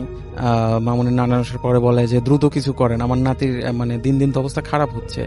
আর একটা কথা বলে রাখা ভালো, মামুন এর মধ্যে কোনোভাবেই খাওয়া দাওয়া করছে না, মানে তাকে যদি খাওয়াতেও হয় জোর করে খাওয়াচ্ছে, কিন্তু তার নজর ওই খাবারের উচ্ছিষ্ট অংশের দিকে, মানে যত ময়লা জিনিস আছে সেগুলো সে খাবে। তো এরকম হওয়ার পরে মামুনের নানা আসার পরে সে ভাইকে নিয়ে বলছে যে আচ্ছা আজকে এশার নামাজের পরে দেখি হুজুরের কাছে নিয়ে যাই, ওকে নিয়ে যাই দেখি কি হয়। তো এর মধ্যে বলে রাখা ভালো, মামুন সেই মানে যখন তাকে রাত্রে বাগান থেকে উদ্ধার করা হলো তারপর থেকে তার পায়ের সমস্যা বলতে তার একটা গোড়ালে হালকা বাঁকা হয়ে গেছে এবং সে পা সোজা করতে পারছে না। সবাই ভাবছে হয়তো রাত্রে হয়তো দৌড় দিছে, হয়তো পায়ে কোনো ব্যথাও পেতে পারে। তো রাত্রে হুজুরের কাছে যাওয়া হয় এশার নামাজের পরে। হুজুর বলেন যে আমরা তো এমনি তো জানা সম্ভব না ওর সাথে কি হয়েছে, তো এটা জিনদের মাধ্যমে জানতে হবে, যেহেতু এটা আমাদের জানার বাইরে কি হয়েছে। তো বলছে আপনার নাতির অর্থাৎ মামুনের তো শরীরের কন্ডিশন ভালো না, ওর গায়ে জিন হাজির করা সম্ভব না, এমনিতে ছোট মানুষ। তো পাশে মাদ্রাসা ছিল, মাদ্রাসা থেকে একটা ছেলেকে নিয়ে আসা হয়, তার গায়ে মূলত মানে তাদের মতো একটা জিন হাজির করবে। তো এশার নামাজের পরে খেয়ে দিয়ে তাদের যথারীতি রিচুয়াল অনুযায়ী সেই ছেলের গায়ে জিন আসে। তো জিন এসে সালাম দিয়ে বলে হুজুর আমাকে এখন ডাকলেন কেন? তো বলছে কেন, তোমার কি কোনো সমস্যা? তখন বলছে না আমাদের এখানে তো নামাজের সময়। তো বলছে কি বলো, নামাজ তো হয়ে গেছে 1 ঘন্টা আগে। তো বলছে না আমরা এখন মাগরিব পড়বো, আমি এখন আপনি ডাকছেন আমি কায়রো থেকে আসছি। তখন বলছে যে আচ্ছা এই যে বাচ্চাটাকে দেখছো, এই বাচ্চার কি সমস্যা দেখো। তো বলছে হুজুর আমি তো জানি না, আমাকে একটু সময় দেন। তো আমার ভাই যেটা বলে যে বেশি না, হয়তো 1 মিনিট বা তার একটু বেশি সময় পরে জিনটা আবার চলে আসে। তো আসার পরে বলে যে আসলে এই ছেলের সাথে কি হয়েছে এটা আমি বলতে পারবো না, কারণ এর সাথে যা হয়েছে সেটা অনেক বড় পর্যায়ে এবং যারা অরিজিনাল শয়তানের উপাসক সেই সকল জিনই এর পিছনে লাগছে। তো আমার সাধ্যের বাইরে এটা, তো আপনার অন্যদিকে দেখেন। তো জিনটা চলে যাওয়ার পরে হুজুর বলছে যে আসলে সমস্যা তো অনেক দূরে চলে গেছে, তো এটা আমার দ্বারাও সম্ভব না, আপনি কালকে সকালে যে আমাদের এখানে বড় মসজিদ আছে সেখানকার যে বড় হুজুর আছে তার কাছে যান, উনি সমাধান দিতে পারে। তো যথারীতি যেহেতু মামুনের অবস্থা খারাপ, আসলে মামুনকে নিয়ে যাওয়া সম্ভব হয়নি। তা আমার ওই ভাই আর তার আব্বাই অর্থাৎ মামুনের নানা যায় সকালে। তো গিয়ে হুজুরকে সব বলে। তো হুজুর বলে আচ্ছা আর সমস্যা নেই, আমি হয়তো আসরের নামাজ পড়ে আসবো, যেহেতু আসরের নামাজের পরে সময়টা একটু বেশি পাওয়া যায়, আমি আসবো, সমস্যা নেই। তো আসে, তার সঙ্গীর সাথে মানে মাদ্রাসার কয়েকটা ছেলেকে নিয়ে আসে। আসার পরে সব বুঝে শুনে বলে যে আসলে তিনি বলেন আসলে এই ছেলের সাথে যাওয়া অনেক খারাপ কিছু হয়েছে, অর্থাৎ মামুনের নিজের বংশের, যেহেতু এটা নানার বাড়ি, তার দাদার বংশের কেউ ওকে ব্ল্যাক ম্যাজিক করছে এবং ছোট মানুষ এবং ব্ল্যাক ম্যাজিকটা যথাযথভাবে হয়েছিল না, এবং ওকে পুরাপুরি কাবু করার জন্য ওদেরই কেউ ওই রক্তটা সংগ্রহ করে, এবং যার ফলে মামুনকে পুরোপুরি প্রজেস্ট করা হয় এবং এখন একদম ন্যারো পর্যায়ে চলে গেছে যেখান থেকে ব্যাক করা সম্ভব না। তো কি করা যায়, বলছে আমার নাতিকে বাঁচান, আমি আমার মেয়ে বা জামাই বা মেয়ের কাছে কি জবাব দেব? তখন বলছে আচ্ছা একটা উপায় আছে, সেটা হচ্ছে এই জিনকে তাড়ানো যাবে না, একে যদি হয় একে আমি 3 বার বলবো, একে একদম নিঃশেষ করে দিতে হবে পুড়িয়ে, যেহেতু এটা বদ জিন। তো বলছে আপনি যেটা ভালো হয় করেন, কিন্তু একটু দ্রুত করেন, যেহেতু ওর অবস্থা খুবই খারাপ হচ্ছে দিন দিন। তো বলে আচ্ছা আমি তো এখন তো সম্ভব না, এটার জন্য কিছু প্র্যাকটিসের দরকার, প্রিপারেশনের দরকার, আমি কালকে আসি। তো উনি আসেন, আসার পরে এবং মামুনের নানা বলেন যে আসলে কাউকে যাতে না বলে, যেহেতু একটা তাদের রেপুটেশনের ব্যাপার ছিল। তো ঠিক আসরের নামাজের পরের দিনে ছাদে যান সবাই, খুব বেশি মানুষ না, শুধু মামুনের নানা আর আমার ভাই অর্থাৎ মামুনের মামা, যিনি আমাকে ঘটনা বলেছেন। তো হুজুর আগে থেকেই বলেন যে এই জিনকে পুরোপুরি কাবু করতে হলে একটা প্রাণীর লেজের মাংস, মানে যে নরম মাংস আছে সেটা লাগবে। আমাকে উনি বলেননি, আমার ভাইও বলেননি কোন প্রাণী, এটা আসলে তিনি বলেননি, হুজুর নাকি বলতে মানা করছে, আমাকে তিনি এটা শেয়ার করেননি। তো যাই হোক, হুজুর বড় করে 4টা দাগ দেন ছাদের ওপরে, এবং পড়া পানি ছিটিয়ে দেন এবং মামুনের চোখের দিকে, চোখের এক পাশে যে কোনো এক চোখের পাশে মানে মেন্থল টাইপের গন্ধযুক্ত, আমার ভাই যেটা আমাকে যেভাবে বলেন এমন কিছু লাগিয়ে দেন, ওকে বসিয়ে দেন। বসিয়ে দেওয়ার পরে উনি দোয়া পড়তে শুরু করেন এবং মামুন কোনোভাবে মুখ খুলছিল না। মানে এমনিতে সে খুব দুর্বল, সে যে কিছু করবে অঙ্গভঙ্গি সেটাও না, শুধু মুখ দিয়ে ফেনা উঠছিল, মানে লালা পড়ছিল অঝরে এবং চোখও তুলতে পারছিল না, কিন্তু একটা গোঙানির মতো শব্দ হচ্ছিল ওর মুখ দিয়ে এবং মানে কন্টিনিউয়াসলি ওর মুখ দিয়ে লালা পড়তেছিল। তো ইন দ্য মিন টাইম হুজুর যে 4টা ছেলে ছিল যে মানে স্কোয়ার শেপে দাগটা দেন, 4 কোণায় 4 জন মাদ্রাসার ছেলেকে দাঁড় করে দেন এবং হুজুর ইঙ্গিত দেন। তো ইঙ্গিত দেওয়ার সাথে সাথে 4 জন একসাথে আজান শুরু করে দেয়, একই সাথে আজান শুরু করে দেয় এবং হুজুরও তার রিচুয়াল শুরু করে দেয়। রিচুয়াল শুরু করে দেওয়ার পরে মামুনের মানে বাম হাতের মধ্যমা ধরে তিনি দোয়া শুরু করেন এবং জোর করে হলেও যে কোনোভাবে ওর মুখে সেই মাংসের অংশটা গুজে দেন এবং কিছুক্ষণ মামুন হুজুরের সাথে ধস্তাধস্তি করার পরে যেই আজানটা শেষ হয় মামুনের মানে নিস্তেজ দেহ ওখানে পড়ে যায়। তো হুজুর বলেন, আশা করি যে আমি সাকসেস হয়েছি, জিনটা নাই। কিন্তু মামুনের যে কন্ডিশন, জিন যে ওর এই কয়েকদিনে যে ক্ষতি করছে, ওর শারীরিক ক্ষতি, এটা এই ট্রিটমেন্টটা হবে না, ওকে মানে জেনারেল ট্রিটমেন্ট করতে হবে। তো মামুনের জ্ঞান অনেক মানে কয়েক ঘন্টা পরে ফেরে, সে মানে তখনও কোনো কথা বলছিল না। তাকে সাথে সাথেই একটা হাসপাতালে নিয়ে যাওয়া হয় স্থানীয়, ওখানেই চিকিৎসা করা হয়। পরে তাকে অর্থোপেডিক্স ডাক্তারও দেখানো হয় তার পায়ের জন্যে। তো এই ছিল মোটামুটি ঘটনা। এরপর থেকে আসলে মামুন এখনো মোটামুটি সুস্থ, এখন বেশ বড় হয়ে গেছে। Thank you so much. যাই হোক, আমাদের আরো একজন অতিথি আছেন, তার কাছে আমরা যাব। এবং ধন্যবাদ রাসেল ভাই। হ্যালো লিসেনার্স, আমি রায়হান আহমেদ, আমি এসেছি ধানমন্ডি থেকে। জি, আমি যে ঘটনাটা শেয়ার করবো রাসেল ভাই, এটা একটা গ্রামের ঘটনা। আর ঘটনাটা হচ্ছে আমার ছোট মামার সাথে ঘটে। তো আমার মামারা ছিল 2 ভাই ওনারা। তো নানার বড় ছেলেরা উনি চাইছিলেন যে উনি প্রাতিষ্ঠানিক শিক্ষায় শিক্ষিত করতে, আর ছোট ছেলে উনি কোরআনের হাফিজ হতে আর কি। তো রাসেল ভাই বলে রাখা ভালো, অনেকেই আছে যে এরকম হয়তো শুনেছেন কিনা জানি না, যে যারা কোরআনের হাফেজ মানে হতে চায়, যার জন্য মাদ্রাসায় পড়ছে, তাদের অনেকেই একটা সময়ে মানে মস্তিষ্ক বিকৃতির একটা ব্যাপার ঘটে। কিছু একটা সময়ে তারা মানে পড়াশোনা বন্ধ হয়ে যায়, তারা পড়াশোনা করতে পারে না, এরকম হয় ওদের সাথে। হ্যাঁ, এটা গ্রামের মুরব্বীরা বলে জিনে আছর করে আর কি, যে ব্যাপার কারণে এরকম হয়। তো ঘটনাটা আসলে ওনার সাথে যেটা ঘটেছে, উনি একদিন উনি চঞ্চল প্রকৃতির ছিলেন, তো খেলাধুলা করতেন বেশি, ওই আপনার কোরআনের পড়া এগুলো ওনার ভালো লাগতো না আর কি। তো উনি একদিন খেলার উপকরণের জন্য বাঁশঝাড়ে যান, ভাঙা আপনার এই মাটির যে জিনিসপত্র, বাসন কোসনের টুকরা, এগুলো দিয়ে উনি খেলতেন আর কি। তো এগুলো কুড়াতে যান বাঁশঝাড়ে। তো ওইখানে উনি যখন কুড়ায় নিয়ে আসেন, উনি একা আসেন না, ওনার সাথে 4টা ছোট ছোট সাপ আসে।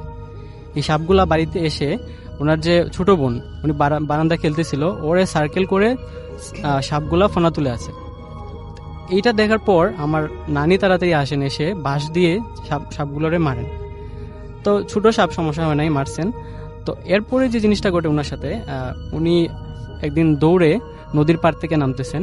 তো নেমে যখন উনি দৌড়ে আসছেন বাড়ির দিকে, তো হঠাৎ ওনার সামনে পড়ে একটা বড় সাইজের একটা সাপ পড়ে। সাপটা রাস্তা পার হচ্ছে। এটা আসলে মানে এত বড় সাপ যে এটা অজগর সাপ, কিন্তু গ্রামে এরকম অজগর সাপ দেখা যাওয়ার কথা না। যেহেতু এটা দেখা গেছে, উনি এখানে ডাইরেক্ট স্টপ হয়ে গেছেন।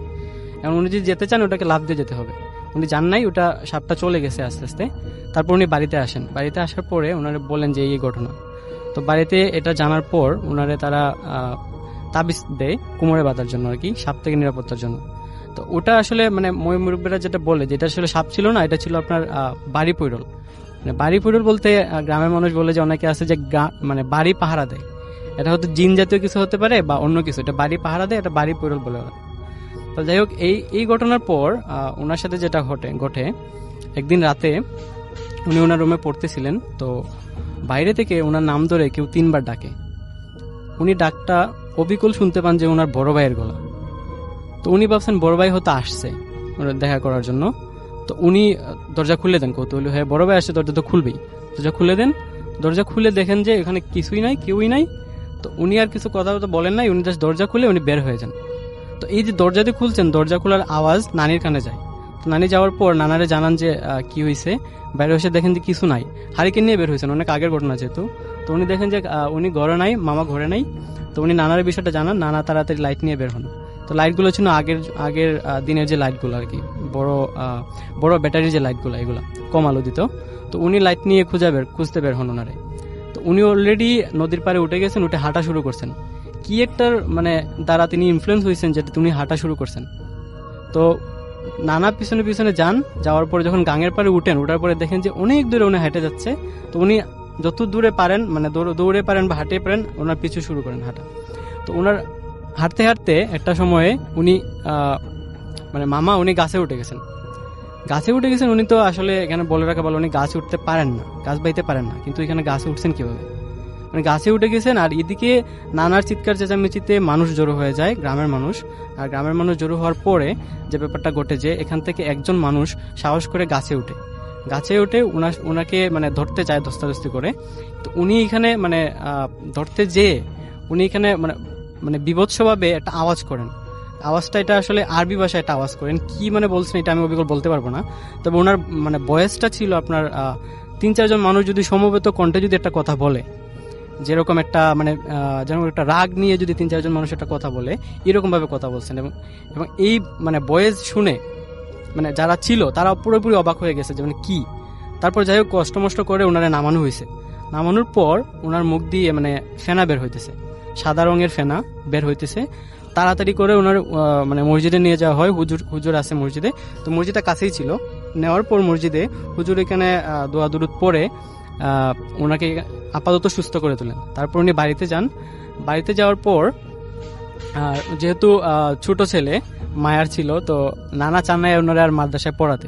উনি ভাবছেন যে মাদ্রাসায় পড়ানোর কারণে হয়তো জিনের আসর এই জিনিসটা হয়েছে, তো এই জন্য ওনার পড়া বন্ধ হয়ে গেছে, উনি আর পড়েন নাই। তারপর 6-7 বছর পর উনি বিদেশে চলে যান। বিদেশ থেকে এখন প্রবাসী উনি, এখন আলহামদুলিল্লাহ ভালো আছেন, ওনার সাথে আর তেমন কোনো সমস্যা হয়নি।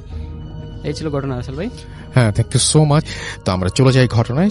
আমি খুব তাড়াতাড়ি, আমি সোহাগ আবার ফিরলাম। ধন্যবাদ রাসেল ভাই।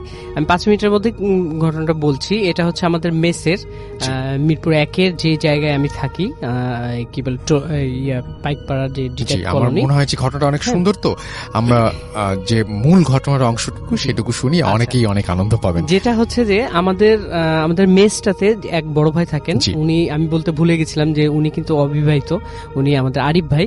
তো উনি আমাদের মেসটা যেহেতু মসজিদের সাথে, তো উনি অনেকদিন মানে খুব রাত্রে একদিনকে হচ্ছে অনেক রাত্রে বের হয়েছে। বের হওয়ার পরে দেখছে কি যে মসজিদের জানালাগুলা ধুপ ধুপ করে বিপিং হচ্ছে।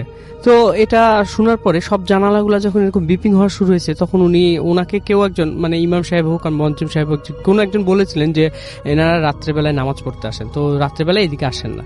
তো এইভাবে উনি শোনার পরে এরা খুব দৌড়ে ওখান থেকে চলে আসেন। আসার পরে দেখেন কি যে আমাদের মেসে যে ঢুকতে যে গেটটা, এই গেটে এমন কালারের একটা বিড়াল দাঁড়িয়ে আছে। বিড়ালটা অসম্ভব বড় আকারের ছিল আর ভিন্ন টাইপের একটা রং। আমরা সচরাচর দেখি কালো বিড়াল, সাদা বিড়াল, হলুদ বিড়াল, লাল বিড়াল, কিন্তু এটা একেবারে ভিন্ন একটা রং। বাস ওটা দেখে উনি খুব তাড়াতাড়ি ওখান থেকে চলে আসেন। আসার পরে এটা খুব রিসেন্ট একটা ঘটনা। আর ওই ঘটনার পরে বিড়ালটা দেখার পরে উনি চলে আসেন ঘরের মধ্যে। আসার সময় আমাদের যে রান্নাঘর, মেসের যে রান্নাঘর, এই রান্নাঘরে একটাই গেট, এই রান্নাঘরে অন্য পাশ থেকে ঢোকার কোনো ওয়ে নাই। এই রান্নাঘরের মধ্যে মনে হচ্ছে কয়েকজন মিলে সব মানে মানে বাসন কোসনগুলো নড়াচড়া করলে যেরকম যেমন আওয়াজ হয়, এইরকম আওয়াজ শুরু করেছে, অ্যাজ লাইক ঝনমন ঝনমন ঝনমন এরকম আওয়াজ। তো ইনি এটা দেখে তাড়াতাড়ি করে চলে আসেন রুমের মধ্যে। জাস্ট এই মানে লাস্ট ইলেকশন ডেট মানে 30 তারিখে উনি ভোটের কাজের জন্য উত্তরায় একটা পান, পোস্টে ওনাকে নিয়োগ দেওয়া হয়।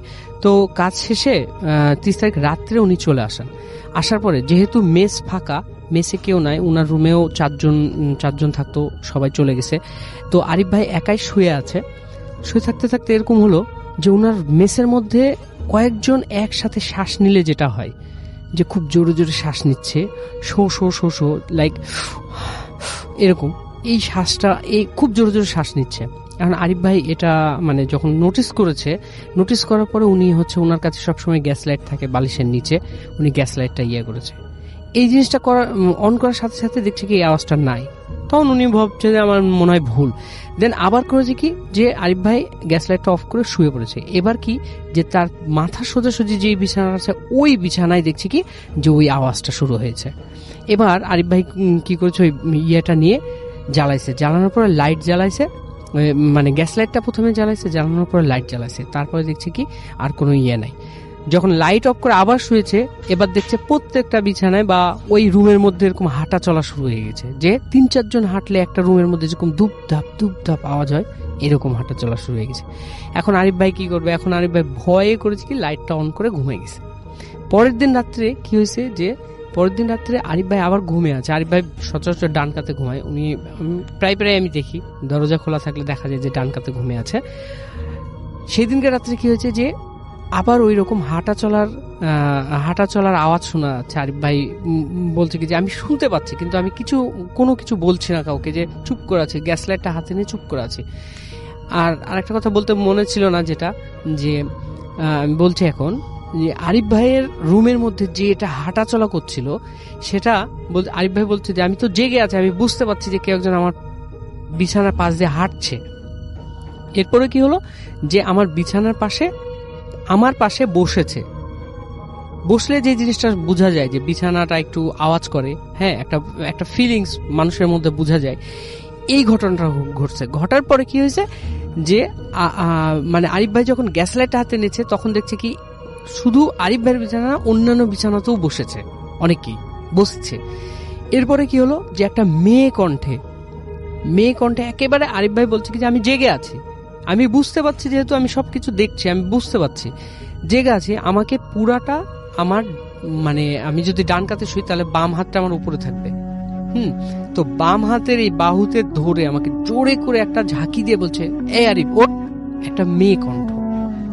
শুধু এই কথাটা বলার সাথে সাথে আরিফ ভাই বলছে আমি অ্যাজ এ স্টিল একটা ম্যান, মানে আমি ফ্রিজিং, জাস্ট আমি ফ্রিজ হয়ে গেছি। আমি লাভ দিয়ে উঠেছি, উঠার পরে গ্যাস লাইটটা জ্বালিয়েছি, সাথে সাথে বাতি জ্বালিয়েছি। আমি লাইটটা, ঘরের রুম লাইটটা জ্বালাই, আমি সাথে সাথে গ্যাস লাইটটাও জ্বালাই, ওইভাবেই বসে আছি। যখন ফজরের আজান দেয়, ফজরের আজান দেওয়ার পরে তারপরে আমি নর্মাল হই, যখন আজান চারিদিকে শুনছি, শোনার পরে ফজরের নামাজের পরে আমি হুজুরকে ডেকে নিয়ে আসি। হুজুরকে ডেকে নিয়ে আসার পরে আমি বলছি কি যে হুজুর এটা কি হলো আমার সাথে এরকম। তখন হুজুর আমাকে বললো কি যে এটা আপনি আগে বলবেন না, এরকম হয়। হুজুর সেই সাথে দোয়া পড়ে দিল, পড়ে দেওয়ার পরে পানি পড়াও দিয়েছিল আরিফ ভাইকে। তো এগুলো ব্যবহার করার পরে এখন মোটামুটি আরিফ ভাই একেবারে সেফ ওই রুমটার মধ্যে। তবে হুজুর এই কথা বলছিল যে এই মেসটাই, মানে আমাদের যে মেসটা এখন পর্যন্ত আমি যেহেতু থাকি, আমি সৌভাগ্য ভাই যেহেতু থাকি ওখানে, এখন আমি ফেস করিনি, আমি মেসের বাইরে ফেস করেছি কোনো কিছু। সো এখন মোটামুটি সেফ। এই ছিল ঘটনা। Thank you so much. জি ভাই, আসসালামু আলাইকুম। ওয়ালাইকুম আসসালাম রাসূল ভাই। আমি কাহিনীতে চলে যাব সরাসরি। এই কাহিনীটা আমাকে বলেছে হচ্ছে সুনীল, ওর দাদার আমলের কাহিনী সম্ভবত। এটা যখন নাকি আপনার দেশ বিভাগের আগে একদম ভারতবর্ষ ছিল সে সময়কার কাহিনী। তো এই কাহিনীটা হচ্ছে যে একটা জমিদার বাড়ি, এটা হচ্ছে ময়মনসিং এর এদিকে ছিল আর কি, ময়মনসিং এর দিকটাতে। তো তখন ভারতবর্ষ আর কি বড়, এবং যে কাহিনী বলেছে তার দাদা সেই সময় ওই তাদের জমিদারি প্রথাটা উঠে যাচ্ছে আর কি, তখন উঠে গেছে এবং সম্পত্তি ভাগ হয়েছে। তো এরকম সময় তার দাদা শহরে ছিল আর কি, কলকাতায় ছিল। তার দাদার ডাক পড়ে আর কি, যে বলে যে তোমার সম্পত্তির এটা ভাগাভাগি করে তুমি তোমার যা যা আসে সেগুলো নিয়ে যাও আর কি। তো ওর ফ্যামিলিতে দুঃসম্পর্কের কিছু আত্মীয় ছিল এবং ওর দাদা ছিল আর কি সেখানে, সেই ইসে আর কি। তো শুনলে দাদা যখন নাকি ময়মনসিং এ আসে, তার কলকাতার জব ছেড়ে, চাকরি ছেড়ে, তিনি চাকরি করতেন আর কি। তো সেই সময়টা আর কি ওই জায়গাটা আর কি বেশ পাহাড়ি টাইপের ছিল, মানে খুব বেশি মানে একটু জঙ্গল ঘেরা, পাহাড় টাহাড় আছে এবং মানে বেশ বন্য পরিবেশ আর কি। এর মধ্যেই তার পূর্বপুরুষদের জমিদারি ছিল এবং তারা ছিলেন বেশ অত্যাচারী টাইপের আর কি, অত্যাচারী টাইপের। এবং পরবর্তীতে আর কি তারা মানে যিনি লাস্ট চলে যান আর কি এবং তার হিসাবটা করে যান, তিনিও আর কি বেশ মানুষের রোষানলেই পড়েন আর কি, এরকম একটা অবস্থা ছিল। এবং অতীতে কিছু তাদের ফ্যামিলির কিছু মানুষকে মানুষ মেরেও ফেলছে, এরকম কিছু। যাই হোক, শুনলে দাদা যখন ওখানে যায় তখন যে দেখে যে পরিবেশটা মোটামুটি, তখন আর জমিদারির ব্যাপারটা নেই ওখানে, তবে তার যে উকিল তিনি এবং তাদের যে ম্যানেজার ছিলেন তিনি ওই বাড়িটা তাকে নিয়ে যান আর কি, নিয়ে যে ওখানে রাখেন, দেখান বাড়িটা, বিশাল বাড়ি, এবং তার অন্যান্য যে জিনিসগুলো বুঝে নেওয়ার সেগুলো তাকে বোঝাতে থাকেন। এবং তার এক দুঃসম্পর্কের এক হয় আর কি, মানে যেটাকে বলে জেঠি বা সামথিং ছিল আর কি, তিনি তার সাথে সব কমিউনিকেশন অ্যান্ড সব কিছু মেনটেন করতেন, কারণ তারই নাকি আরো কিছু মানে ওনার দাদার যে জেঠি আর কি, তারই নাকি আরো কিছু মানে প্রাপ্য ছিল কিছু অংশে কি হিসাব কিতাবে আর কি। তো যাই হোক, তো ওনার সাথে ওনার কথাবার্তা বলা লাগে এসব ব্যাপারে। তো উনি ওখানে যাওয়ার পরে বেশ কিছুদিন কেটে যাওয়ার পরে ওনার যে বন্ধু, মানে ওর দাদার বন্ধু, শুনলে দাদার বন্ধু একটা চিঠি পায় ওর দাদার কাছ থেকে যে সে অসুস্থ আর কি, শুনলে দাদা যে সে অসুস্থ ছিল, জি বেশ অসুস্থ হয়ে গেছে হঠাৎ করে।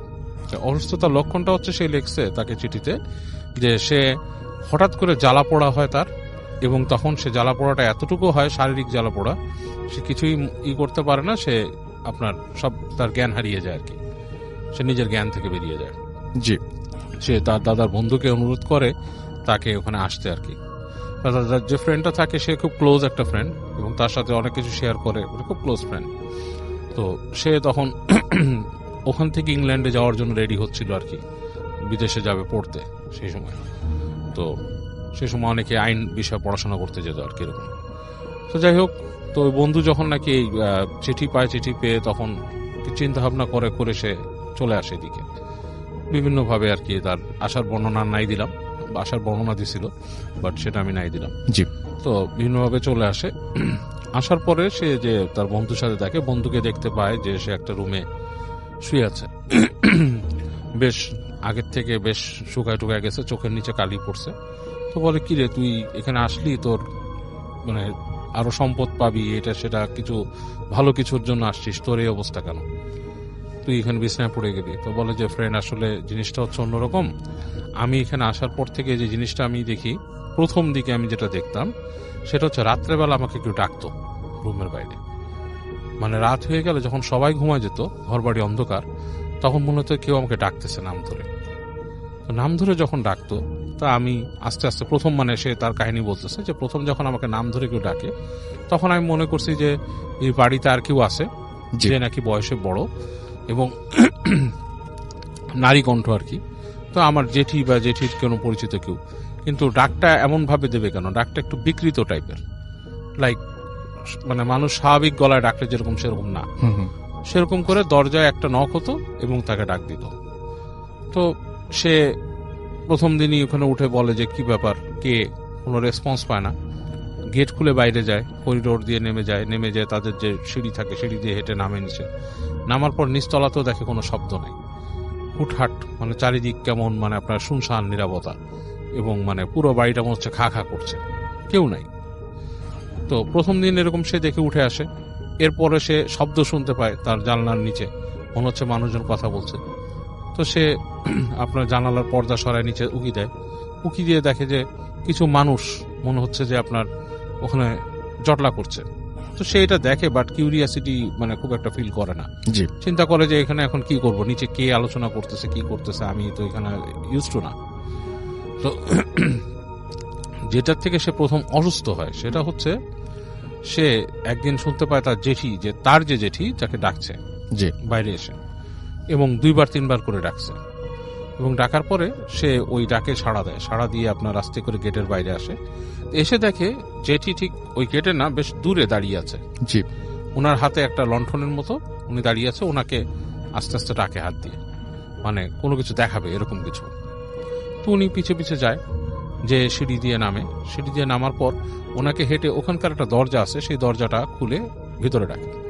তো উনি দরজা খুলে ভিতরে যায়, দেখে সিঁড়ি নেমে গেছে, নিচের দিকে সিঁড়ি নেমে গেছে, এবং বেশ একটা মানে ইসের মতো করিডোর টাইপের সিঁড়ি, এবং ওই নিচে যে জেঠি দাঁড়িয়ে আছে লণ্ঠন নিয়ে, সেটার আলো মানে কেঁপে কেঁপে আসছে উপরে, বেশ মানে একটা হরিবল একটা জিনিস। তো উনি তারপরে কিছু চিন্তা করে উনি পেছনে পেছনে যায়। তো যাওয়ার পরে দেখে যে একটা দরজা, ওই দরজার সামনে তিনি যখন দাঁড়ায়, জেঠিও দাঁড়ায় আছে, এবং দেখে যে ওখানে যে একটা শব্দ আসছে লাইক ভেতর থেকে, লাইক হুম হুম, মানে বেশ একটা মানে বেশ গম্ভীর একটা গর্জনের মতো আসছে, কোনো প্রাণী যদি গজরাতে থাকে এরকম একটা শব্দ আসছে। তো উনি বেশ ভয় পেয়ে যায়, কারণ ওই বদ্ধ জায়গার থেকে যে গজরানটা আসে ওনার কাছে বেশ ভয় লাগে। এবং এই পর্যায়ে দেখে ফট করে ওই আলো লণ্ঠন যে থাকে যেটির হাতে সেটা নিভে গেছে। আচ্ছা, তো উনি ডাকতে থাকে জেঠিমা জেঠিমা এরকম করে ডাকে, দেখে কোনো সাড়া নেই। এবং ওই গর্জন যেটা হচ্ছে, গর্জনটা আরো লাউডার হচ্ছে ওই জায়গায়। আচ্ছা, উনি ব্যাক করে আসতে যায় দেখে দরজা লাগানো, মানে যেই সিঁড়ির গোড়ায় যে দরজাটা সেটা লাগানো। তো উনি অনেক দরজা নক করে চিৎকার করে, মানে মানুষের নাম ধরে ডাকে, কেউ আসতেছে না। এবং এক পর্যায়ে গর্জনটা এমন ভাবে মানে ওনাকে এফেক্ট করে যে ওনার মনে ওনার মাথার মধ্যে কিছু আসতেছে এবং মনে হচ্ছে যে কোন একটা ভয়ঙ্কর প্রাণী ওই সিঁড়িতে উঠে আসবে। তো ওই অবস্থায় উনি জ্ঞান হারায় ফেলে। তো ওনার কতক্ষণ জ্ঞান হারালো ছিল উনি জানে না, বাট ওনার যখন জ্ঞান ফেরে তখন দেখে যে উনি ওনাকে ঘাটে শোয়ানো, মানুষজন আশেপাশে আছে, জিজ্ঞেস করে কি হয়েছে, তখন বলে যে আমি এরকম দেখছি। তো সবাই শুনে, সবাই একজন আরেকজনের চেহারার দিকে তাকায়, মুখ চাওয়াচাই করে, কিন্তু কেউ কিছু বলে না। বলে আপনি দুঃস্বপ্ন দেখছেন, আপনাকে আমরা এখানেই পাইছি ভিতরে সিঁড়ির গোড়ায়, এবং আপনি প্রায় একদিন অচেতন ছিলেন। তো এরকম বলার পর যেটা হয় যে সে শুয়ে থাকে, নর্মালি বসে থাকে, শরীরটা খারাপ। তো হঠাৎ তার যেটা হয় যে গা জ্বালাপোড়া করতে করতে প্রচন্ড মনে গায়ে কেউ আগুন ধরায় দিচ্ছে, এবং এই যন্ত্রণা সহ্য না করতে পেরে উনি বেহুশ হয়ে যায়। তখন উনি দেখে যে এখানে তো ওনার কেউ নাই, উনি যে ফেরত চলে যাবে সেটাও উনি ওনার জেঠিমাকে জানান যে আমি চলে যেতে চাচ্ছি কলকাতায়, আমি পরে এগুলো আমার শরীরে, কিন্তু ওনার যে শরীরের অবস্থা যাওয়ার মতো না। আচ্ছা।